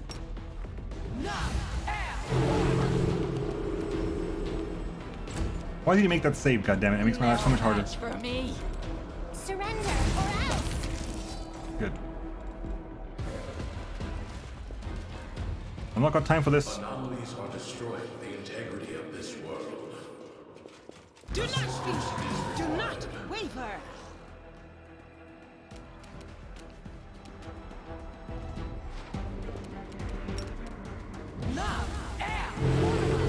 Good. No time for this. Uh-huh. Threshold. Gear, sure. And yeah, everyone needs to get their last level, I think. The last mythic level.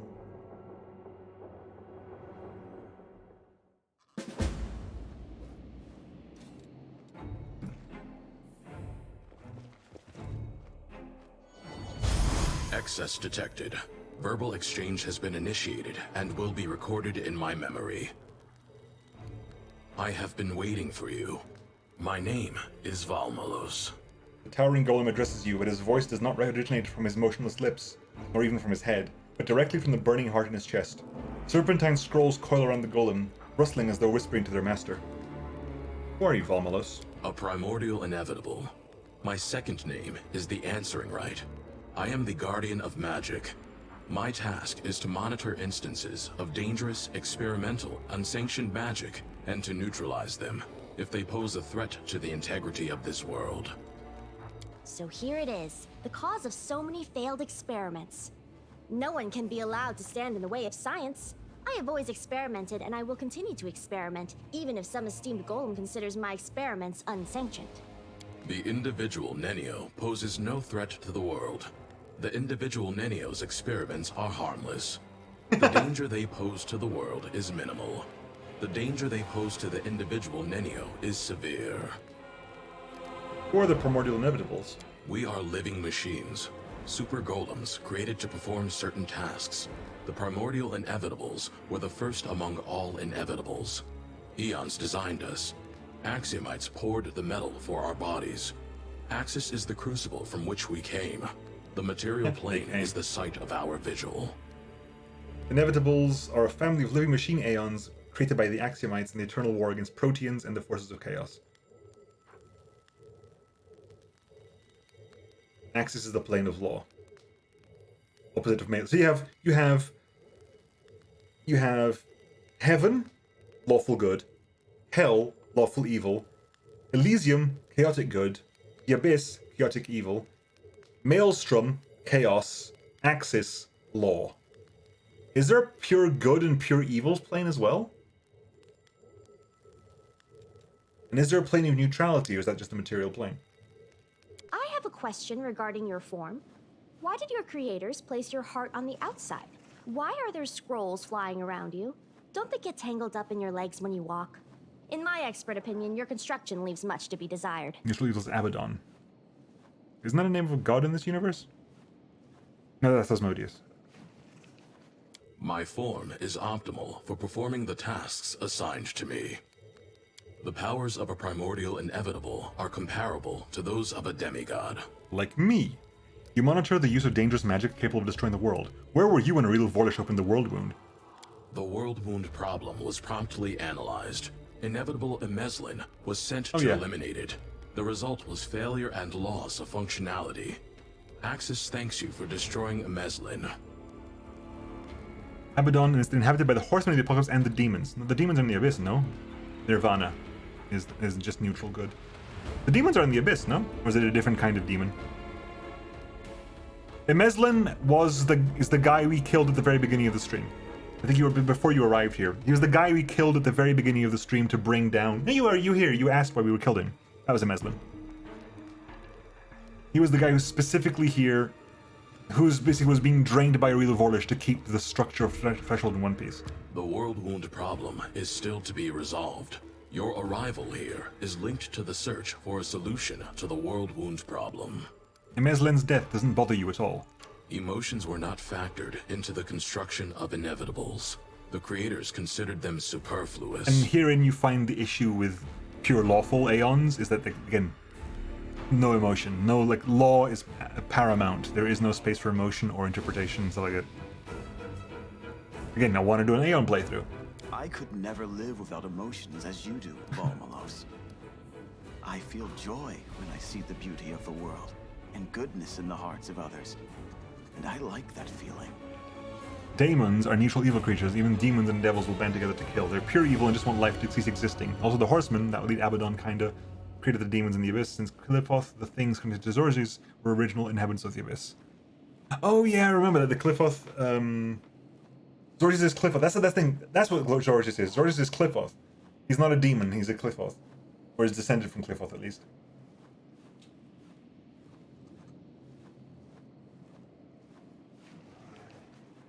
I remember that, I think that came up briefly in when we were dealing with the Georges, I think.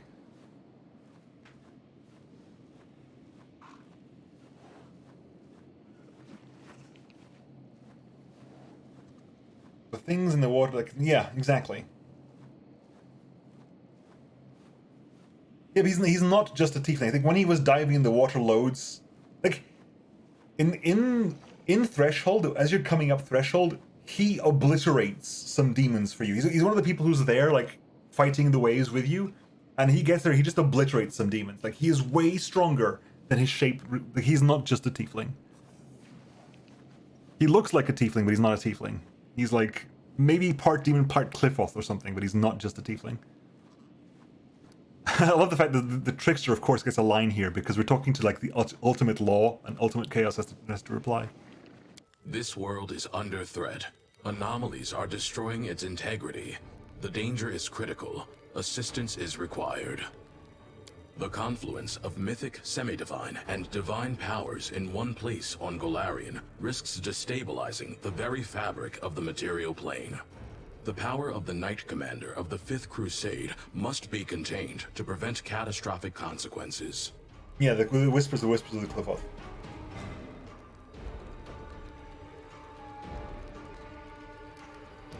What do you mean by anomalies? Small rifts in reality spontaneously manifesting in the fabric of this world.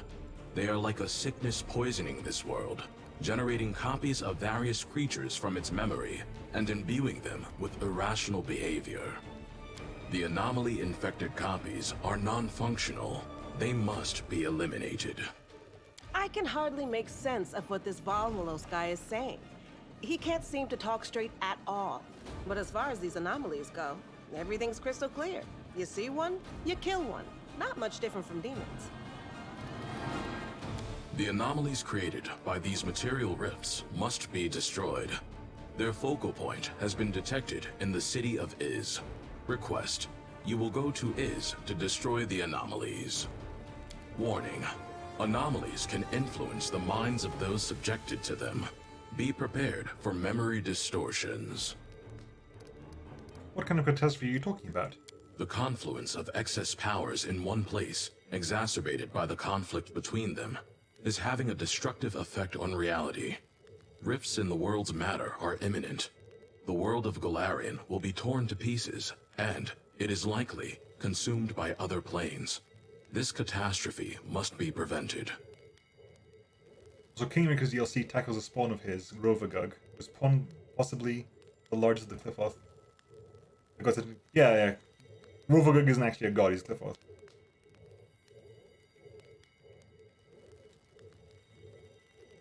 I'm trying to remember what the D&D name for Rovagug is.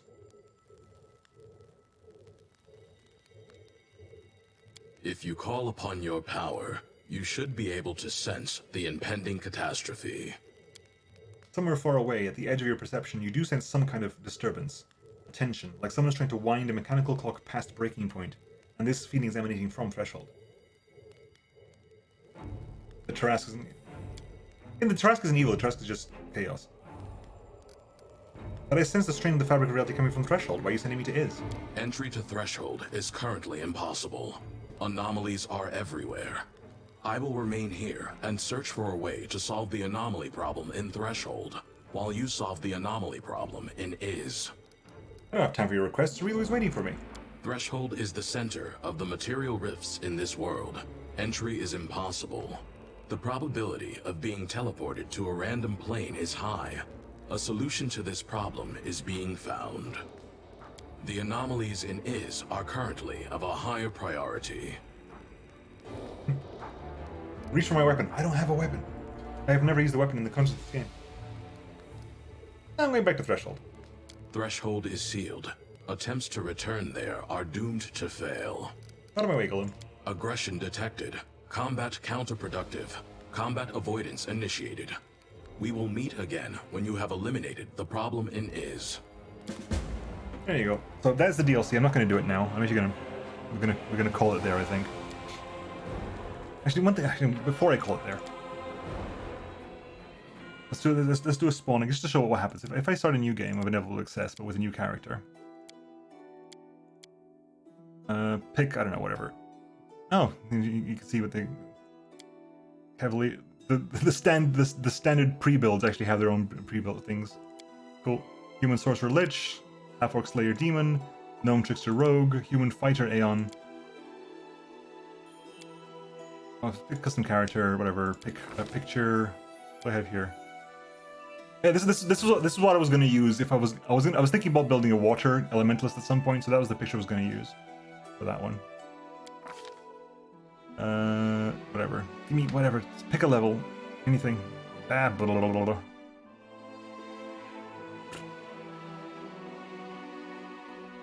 Oracle, whatever. Lone Strider. Like, this doesn't make a difference. I'm just going to click my way through all this. Just to show what happens at this point. Lumberjack. You're a Lumberjack. You've got stats. You've got some Charisma. You've got some Wisdom. You've got some Constitution. And I have some Dex as well. How about that? There you go. Have some Dex. Cleric. You're not wrong, actually. Good point. Here, I have a Cleric. Insular Apostle. Just dump all casting entirely. We can't even cast. Sorry, Crusader. One of these doesn't cast. Which of them doesn't cast? Is it one of the Paladins that doesn't cast at all? I can't remember. Asimar.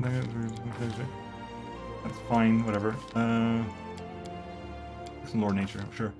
Weapon Finesse. You, Asmodeus. You can channel negative energy because you can. You're a trickster thing. Have a weapon focus in punching daggers. You are awful neutral. Sure, whatever. I'll take care of it. Doesn't matter. Here, you are now Imsa. A Cool. mere flesh wound. So what you do here is you start here, and basically you just get this, and you have to level up to 20 and mythic rank to 10. You just go like, blah, blah, blah. I just want to get to the mythic choices. You have some fencing grace and a punching dagger, sure. Have some dexterity and athletics and some magic device. Fitter. Oh my god, I was thinking, how crazy would it be, 2-weapon fighting, to have, and tower shield proficiency. To basically every choice you make in level up gets completely randomized. Completely randomized. Like, you have to pick, like, out of every choice, completely randomized. So skills, you get 2 points in skills, whatever, you roll 2 dice and say what they say, like persuasion, mobility. And you get a feat, and you gotta say whatever feat it is. So even if it's irrelevant to your character, how badly would it go? Probably horrifically badly. Right, so mythic rank, you can get to see all the things. So you can be mythic hero, which eventually becomes legend. Aeon, Angel, Azata, Demon, Lich, Trickster, Devil, Swarm that Walks, and Dragon. The only basic ones you get, it wouldn't be far off from me trying to into character. So the only ones that are unmissable are Angel and Demon. Every other one is missable. Aeon, for example, we couldn't pick Aeon because you didn't do the Aeon. You have to go to the last wardstone in Act 1. You have to do the Aeon choice, so you can never pick Aeon. You have to do the whole like singing in the church and stuff to be able to get Azata. You have to give Zacharias his wand back to be the Lich. And I think you have to go to the library and bullshit people to become a trickster. Devil, Swarm that Walks, and Gold Dragon and Legend only become your thing at level and at Mythic Path 8, which is when you get back from the Abyss. When you get back from the Abyss, that's when you get the conversation with Nocticula and Iomade outside the church. That's when you get Mythic Path 8, at which point you can pick these 3, provided you've done the correct things. You have to do the correct things for Swarm that Walks, which is really difficult. Yeah. So you have to bullshit the cultists in the library to become a cultist. So the Swarm that Walks is the hardest one to get because you have to do a lot of stuff. Like you have to make sure that Galfrey doesn't go with the crusade because you have to take the slime that turns up when you go to that place that's full of Vescivores on your way to Dresden, you have to get the slime there and the eggs there. Make sure the queen isn't with you, and when you get to Dresden, you use the Vescivore eggs and the Vescivore slime as a biological weapon against Dresden. And then when you go back to Dresden later on, you find that a Vescivore queen is in a house in Dresden, and you basically have to eat the queen, leave her alive, and then eat her afterwards. And then you have to research Xanthervang's notes. Like, the point is, it's a lot of stuff to become Swarm That Walks, and when you do that, your entire party leaves. Like, nobody joins you. Like, every single person in your party says fucks off. Swarm That Walks is alone for the remainder of the game, as far as I've learned. Devil is you have to do some, like, I think when Mephistopheles comes and helps you out, I think. You get the devil comes around offering deals, you have to accept that, and then you get the devil option, and then you have to do good things, and you do get the gold dragon option. Like I said, they've added a bunch of gold dragon stuff to the end. So, like, if I had more things to do, the ones that are I want to do them all. And also, Legend is the one that Mythic Hero becomes, is if you basically, when Iomedes says to refuse the powers, you refuse the powers. You become full human. Alignment, yeah. Chaotic evil and lawful evil. Chaotic evil, lawful evil. It's the difference between, like, Azata and angels kind of situation, but good. Azata aren't angels. Angels aren't Azata. One stabs you in the back, one stabs you in the chest. Kind of, yeah. That's not a bad way of putting it. And so, yeah, so when Iomedes offers you the chance to, like, well, when Nocticula and Iomedes are talking to you at the beginning of Act 4 or Act 5. Act 5, when you come back from the abyss. Like, Iomedes says, like, no, give up all these powers, give up all these powers, and if you do that, you become Legend. And Legend is, basically, you have no mythic powers at all, kind of. You have a few very basic ones. But your max level is now 40, all your stats go up, and you gain experience at a huge rate, so that it is feasible that by the end of the game, you will be level 20 in 2 different classes. Or you can go up to 40 levels split amongst everything.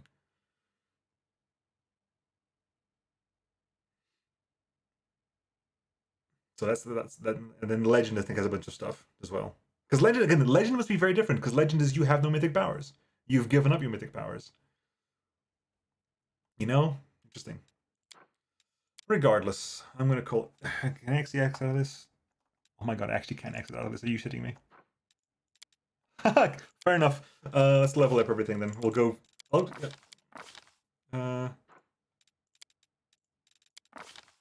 Fine. Here, have some combat casting, and then you're gonna have like have a level in Ranger, Espionage Expert with some points in Strength. And your favorite enemy is humans, because you'll never fight them again. Then your level's gonna be Inquisitor, Judge, and you have a point in there, and a point in there, and a point in there, and a point in there. Point in all your stats, and you have Deft Hands, and you learned some spells. Alt F4 to quick level? Kinda. I mean, I can just do that, you're right. Alt F4 does in fact work. But yeah, that is the end of Pathfinder. Like, generally was not like, because I thought you could do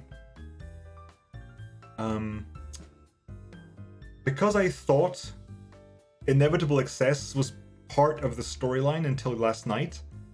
I thought we had another week in this, but no. We finished it. We have finished Pathfinder Wrath of the Righteous with the Azata thing. I really enjoyed it. Like, genuinely, I've had a lot of fun. It's been 61 streams at this point, but great fun. I've enjoyed the story, I've enjoyed the characters.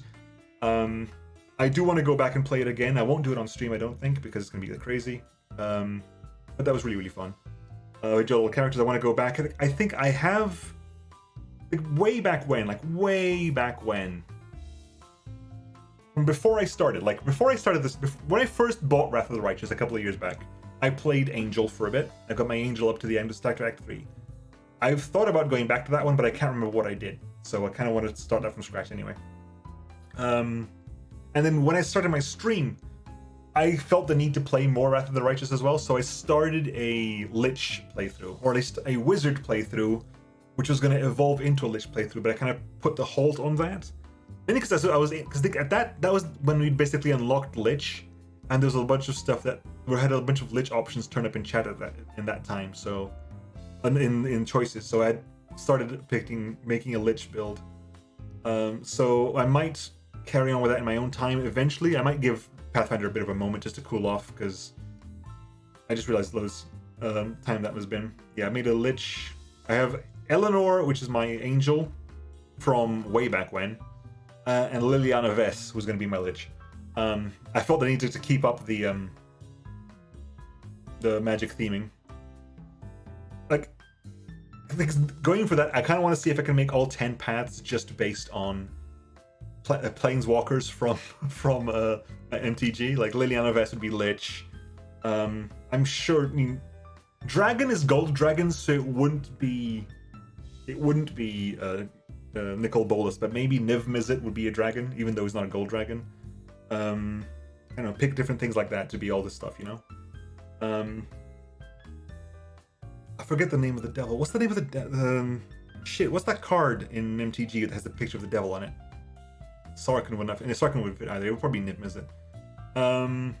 There's a picture of a card. I can't remember the name of it. It's a black card, and the picture's like a red demon holding a very small person. I can't remember the name is. Ugin. Ugin would not be cool. Would be pretty easy. Yeah, Ugin would be work pretty easily. Shit. I'm confused. What was the name of the guy? The best devils in Magic. Who are the best devils in Magic? Asmodeus the Archer. I can't call him Asmodeus. That'd be too on the nose. There's a card that has like a big red. It's a black. I think it's a tutoring card as well. Like it's in my head and I can't remember what the left of me it is. Obnixilis, possibly. Obnixilis. Is it Obnixilis I'm thinking of? No, but Obnixilis is a good name for a devil. Not Nicol Bolas. Hey, to be fair, the picture might be of Nicol Bolas, actually. The picture itself might have been of Nicol Bolas.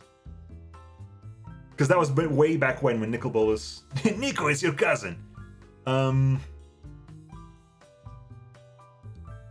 Yeah, so yeah, you know, we have some time still. We've got 10 minutes. So let's do... So, okay, we have as an Azata, we had Chandra. Doesn't really fit in, but sure. I picked Chandra because I specifically wanted a kineticist, right? So that's why I picked Chandra. An angel would be called Sarah, clearly. Sarah or Elsbeth or something like that, you know? If you're gonna have two names, make it Sarah Elsbeth or something. Trickster? Oh fuck, what's his name? The fucker that's banned. Who's the fucker that's banned? The fucking fairy guy that was banned in... when, like, the fucking shit came out. Like, they banned him everywhere. What's his fucking name? Because that would be the perfect name for the trickster. Oko, yeah, Oko something something. Does he have a surname? Oko Thief of Crowns. I hope he has a surname. Fuck. Yeah, exactly. The Oko would be the perfect name for a trickster. His name is just Oko. Sure. Oko, Aeon. I always thought my Aeon should be called Dread or something stupid like that.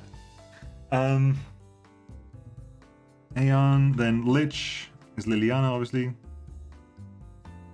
Lich is Liliana. Let me see if there's Trickster, Aeon, Lich. Angel Azata, Trickster, Aeon, Lich, Demon. Like, I don't know. Grizzlebrand or something. Karn? You know, Karn's not a bad name for Aeon as well, actually. Karn is not a bad one. I know that Eons aren't inevitable, but Karn isn't a bad one. Demon, Grizzlebrand and stuff like that. There's loads of, the amount of demons in things is crazy. Swarm? Swarm's gonna be harder, I think. So Gold Dragon can be like you know, like Niv or or Ugin. A legend. Legend would probably be Gideon or something like that. Legend has to be like something that isn't so like crazy stuff, you know. Legends would be like Gideon or like people like super like martial people. And what's the last one? Shit, Devil. You know, so it's like stuff there as well. Who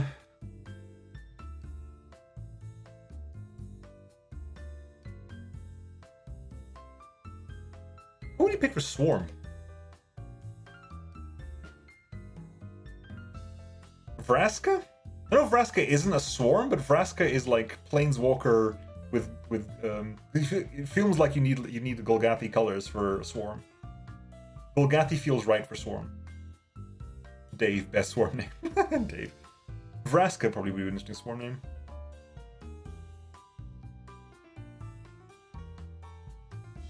Or Nicol Bolas. I mean, Nicol Bolas isn't Swarm, but definitely the idea is the same. Or Nicol Bolas could go Devil, actually, as well. But yeah, see, Emrakul. Emrakul, actually, yeah. Pick an Eldrazi name. Yeah, that's not bad, actually, for the Swarm. Different kind of thing, but same overall effect. There's nothing else, it's just the Swarm. Oh, so yeah, that was fun. My next long-form game I've already picked. I'm gonna do it. I'm gonna take a couple of weeks off doing smaller games. I'm still gonna stream Friday and Saturday, but I'm gonna do a couple of small one-off streams of games I've wanted to play but haven't had a chance. Like I want to go back to Bolt Gun and play like maybe another weekend of Bolt Gun, see if we can finish it. I want to play. I got some more things I want to play, so I might do a couple of weeks of just like playing one game one weekend and then changing the game the next weekend. The next long-form game I'm going to play, though, I decided a while back, and I've probably told some people already, but the next game I want to play, sit down and play over several weeks, is I want to play Final Fantasy VI again. Final Fantasy VI is still my favorite Final Fantasy back from when I was a kid. I found at the time when I decided this, I found like a ROM hack that does a lot of like retranslations and fixing of bugs and stuff. So I'm looking forward to replaying Final Fantasy VI again and sort of going with it with a crowd who hopefully wants to watch as well. I think Beric already said what he would do after he finishes Kingmaker, but that might take a while. If you take too long, Beric, I'll have to take that. I'll probably have to do that game as well because I kind of really want to go back to the game as well. But yeah, I think so. After maybe give me like a while, like maybe a month or two, I don't know, of random one-off streams. Like I never got around to streaming Hitman. I wanted to do some Hitman when Hitman 3 when the Hitman World of Assassination stuff was announced. I wanted to do a bunch of Hitman 3 the roguelike version. I presume retire. I'll be 80 by then. Yeah, alright. So yeah, so I wanted to do like Hitman 3, I wanted to do like, was it Symphony of War? So many games I've got on my desktop that I wanted to do, like Hitman 3, Symphony of War, Bolt Gun from last time. I wanted to do maybe like a game of Planetfall, a game of, where is it? I had a bunch of little things I wanted to do. So it might take like a while, a couple of weeks, maybe a month or two, doing like odd stuff on the weekends, and then do Final Fantasy VI. I think that's what we're gonna do. I mean, I haven't even actually asked. Would people actually care about me doing a Final Fantasy VI stream? I tend not to ask these questions because if I ask the question, what do people want me to play? I tend to get one answer, which is why I don't ask the question. Someone did ask me the question on Twitter recently. Are you going to do another Star Sector playthrough this patch? And I gave him like the most full answer I could. It was like, I have no plans of playing the current patch of Star Sector. Not because I don't like it, but because I do like it and I want to go back to it later. But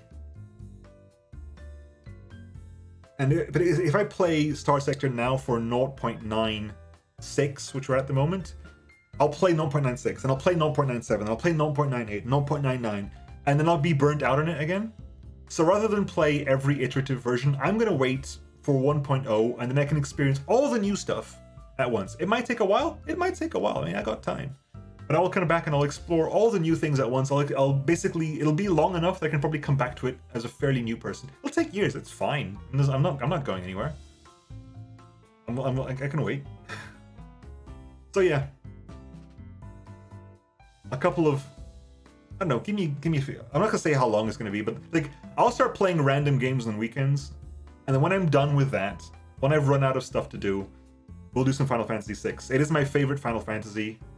It was my first one. Like a lot of people I ask what their favorite game is, it tends to be their first one. It's not always true, but a lot of the times the people's favorite Final Fantasy is their first Final Fantasy. Which a lot of people my generation-ish have Final Fantasy VII, because loads of them played Final Fantasy VII first, which is a fantastic game, and I've loved the remake.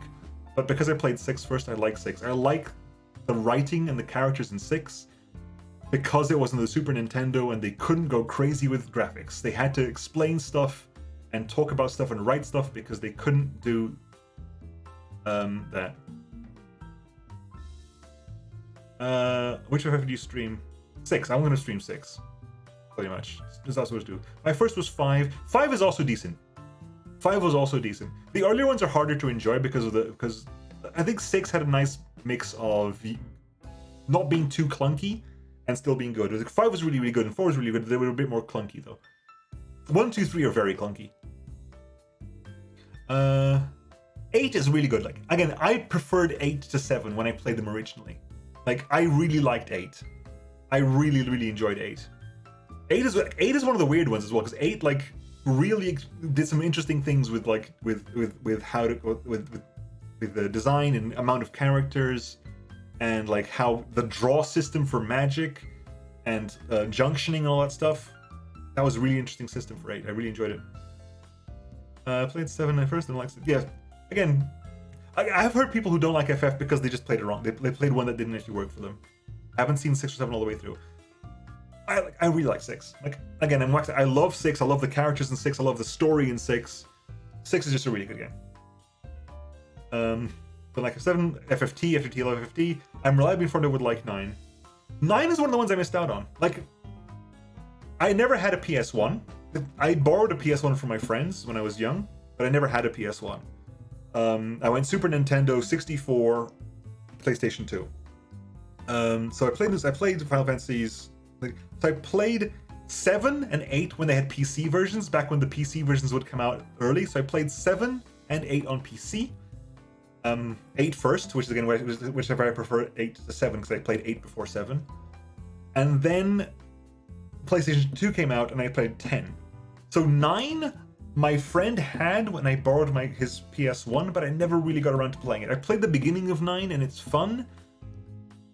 I just didn't gel with it. I know people who love the balls out of 9. Yeah, some people think that some people love the PS1 ones. I love 6. 6 has the best villain by far. Kefka is fucking amazing. 6 has the best villain, although again, some Final Fantasy fucking shadow right now. 6 has the best villain. The closest I've come to a villain being as good as Kefka is Emmett Selk in Shadowbringers. Shadowbringers is probably my second favorite FF game story-wise. I haven't actually played Final Fantasy XIV after Shadowbringers, because I don't think I want to ruin myself. I loved Shadowbringers so much. Emmett Selk is such a fucking fantastic villain that I was genuinely... The story of Shadowbringers is probably my second favorite Final Fantasy behind Final Fantasy VI. So yeah, give me like a few weeks to get some random stuff off my backlog. Like things that I don't think will last for longer than a week. Like Boltgun we could probably whack out in a weekend. Some games I'll just play for a bit and I don't need to play forever. Unless we really enjoy it. If you find a game we really enjoy, we'll carry on. But I don't think I've got anything as long as Pathfinder lined up. Even Final Fantasy VI, sure, it's a JRPG, but that's maybe what, 40 hours? 80 hours max, really pushing it? But yeah. Today was a really fun game. Thank you for everyone for hopping by and hanging around for the end. I was a bit concerned when we started that there was not going to be enough people here. It's why my startup for this stream was way longer than usual, because I wanted at least someone to say hi before I started, because I wasn't sure how long we were going to go on, and I didn't want to do anything major before at least somebody was in chat saying something. Like, if you join chat, even if you don't want to just lurk, just at least let me know you're around. This is why I did the whole, like, reporting for duty. You don't have to say anything. If you just do that, I know you're around. And I'm around, I'm comfortable talking to stuff. Hey, exactly, McSky, hello. Just do that. Just let me know, like, hey, I'm here. I might not be chatting, I'm having you on the background, but at least I know I'm talking to somebody, you know? I would love for you to talk. I love chatting to people. Like, having these conversations right now, this is exactly why I got into streaming, you know? It's why I prefer streaming to YouTube videos these days. Just because, like, I love having conversations, and I love having a stream. I would like to have streams where I have more conversations with people, because it's great fun. I mean, it's really, really fun having chats. You know? Thank you for getting me further into WotR than I would have gotten. That's why, right? Well, we've gone through 2 iterations of the background track, and we're still talking. That's kind of why I did this. These are games that I really enjoy, but I have a big issue with games where I get very easily distracted. I will love a game and I will play it loads, but then something else will turn up and I get distracted and I focus on that other game. Fair enough, Barrick. I know the meaning. So I will love a game to bits, but I'll get distracted and I'll play something else and I forget to come back to the original game. I have a big problem with this. I mean, it's not fair to call it game ADD because that's not undiagnosed and taking a condition lightly, but it's what I call it. Like, I get game attention deficit disorder. Like, I will play a game and I will really, really enjoy it, and I will move away. I'll do something else, right? Like, I'll get up. I'll play something else, and I'll love both games, but I'll forget to come back to the first game, because when I'm playing game 2, game 3 will come out, or I'll get distracted with that. So very few games push me past the barrier. Some games do. Some games absolutely push me past the, like things like Minecraft, Star Sector, Legend of Zelda, Breath of the Wild, and also now Tears of the Kingdom are games that have absolutely got me stuck on it. So one reason, and then I loved Pathfinder, but it's a long game. So to get me to play this game, to almost force myself to keep focus on the game, I'm like, I'm going to stream this game.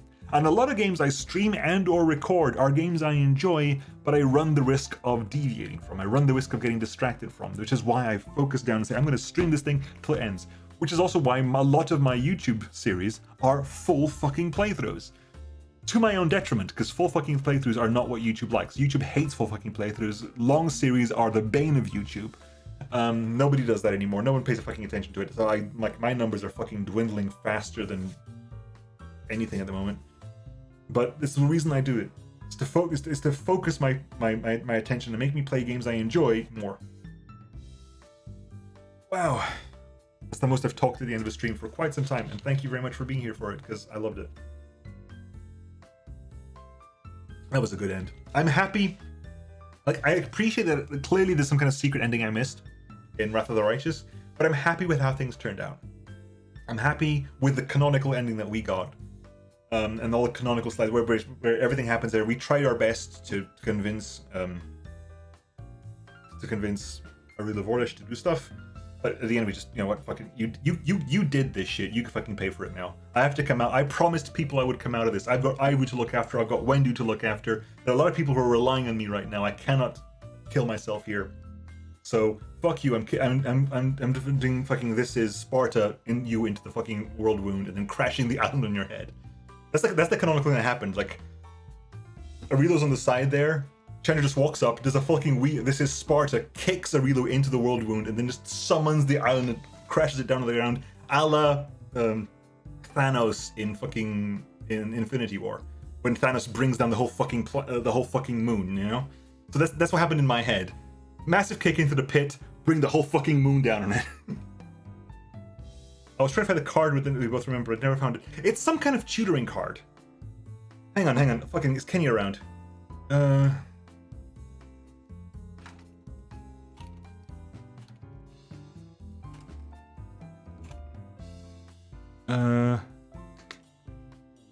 I don't think he is. MTG card. Red demon face.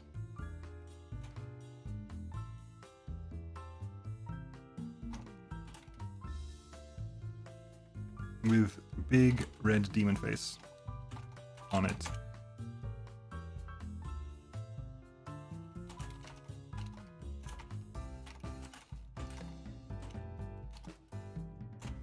I think it's a black Tudor of some kind.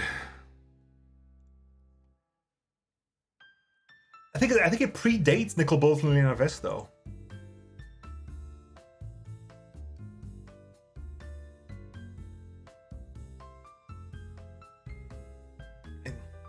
Is it demonic tutor? Is it just is that simple?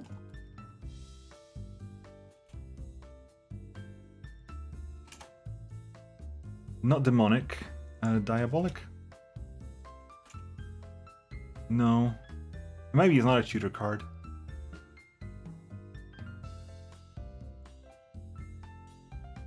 That's why I hate it. I think the card is older than that, though. That's the problem. I think the card is actually older than that.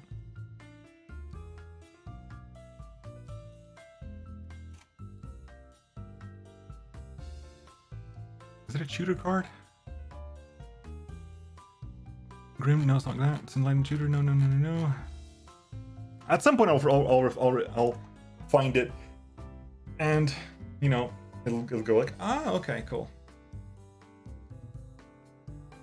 And fuck it, we're still gonna do this. Nicol, is it Nicol Bolas? The best thing to do is go to Nicol Bolas, go to the MTG wiki, and just go to any card that basically depicts him. It's not him on the card, but it basically depicts him. There's loads of them, to be honest. Is there a list of cards that depict him? Story appearances, card appearances.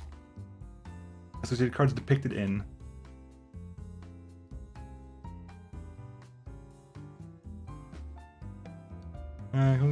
Fates, Don't Evil, the Spark, just lunge finale, return to finishing move on devastation, no. Imminent Doom, it's just a death, no. Misery Reborn, no, no, no, no, no, no, no, no, no.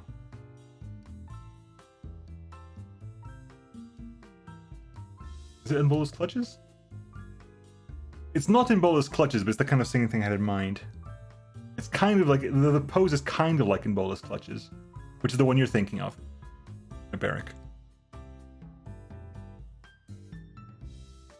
Which is like enchant permanent, you control enchanted permanent is legendary. Nevis Reborn, Prison Realm, Prize Wall.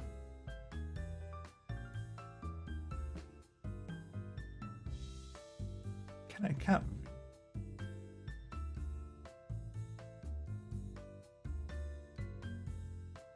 Yeah, I'll have to find out at some point. It's gonna bother me. Anyway, it's Saturday night. Saturday night ratings tends to be unproductive, but let's see is anyone who's actually streaming right now.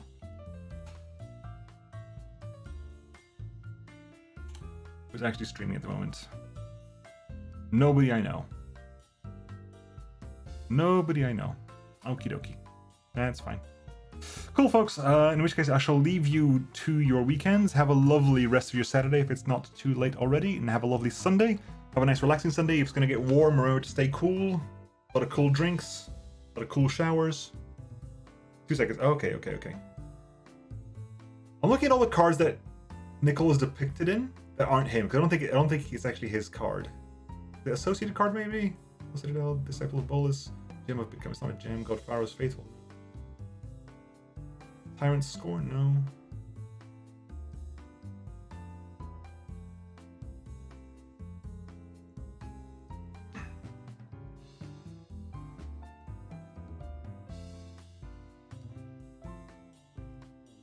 Okay, I've got you 2 options. Okay. What do we got? Let's have a look, at least before I stop. It's one of those things, like, if I hear the name, I'm gonna go, oh yeah, it is that one. Like, it's on the tip of my bloody tongue.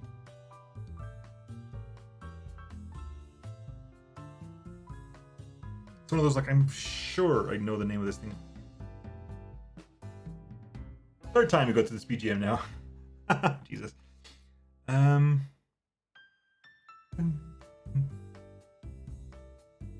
Oh, you're checking for raids. I think we're checking for cards, damn it. Sushi Kano of VTuber Board. Okay. Oh, we are raiding someone. Okay, cool. Again, I thought you were looking at magic cards. Bam, ba, bam. Bam, ba, bam.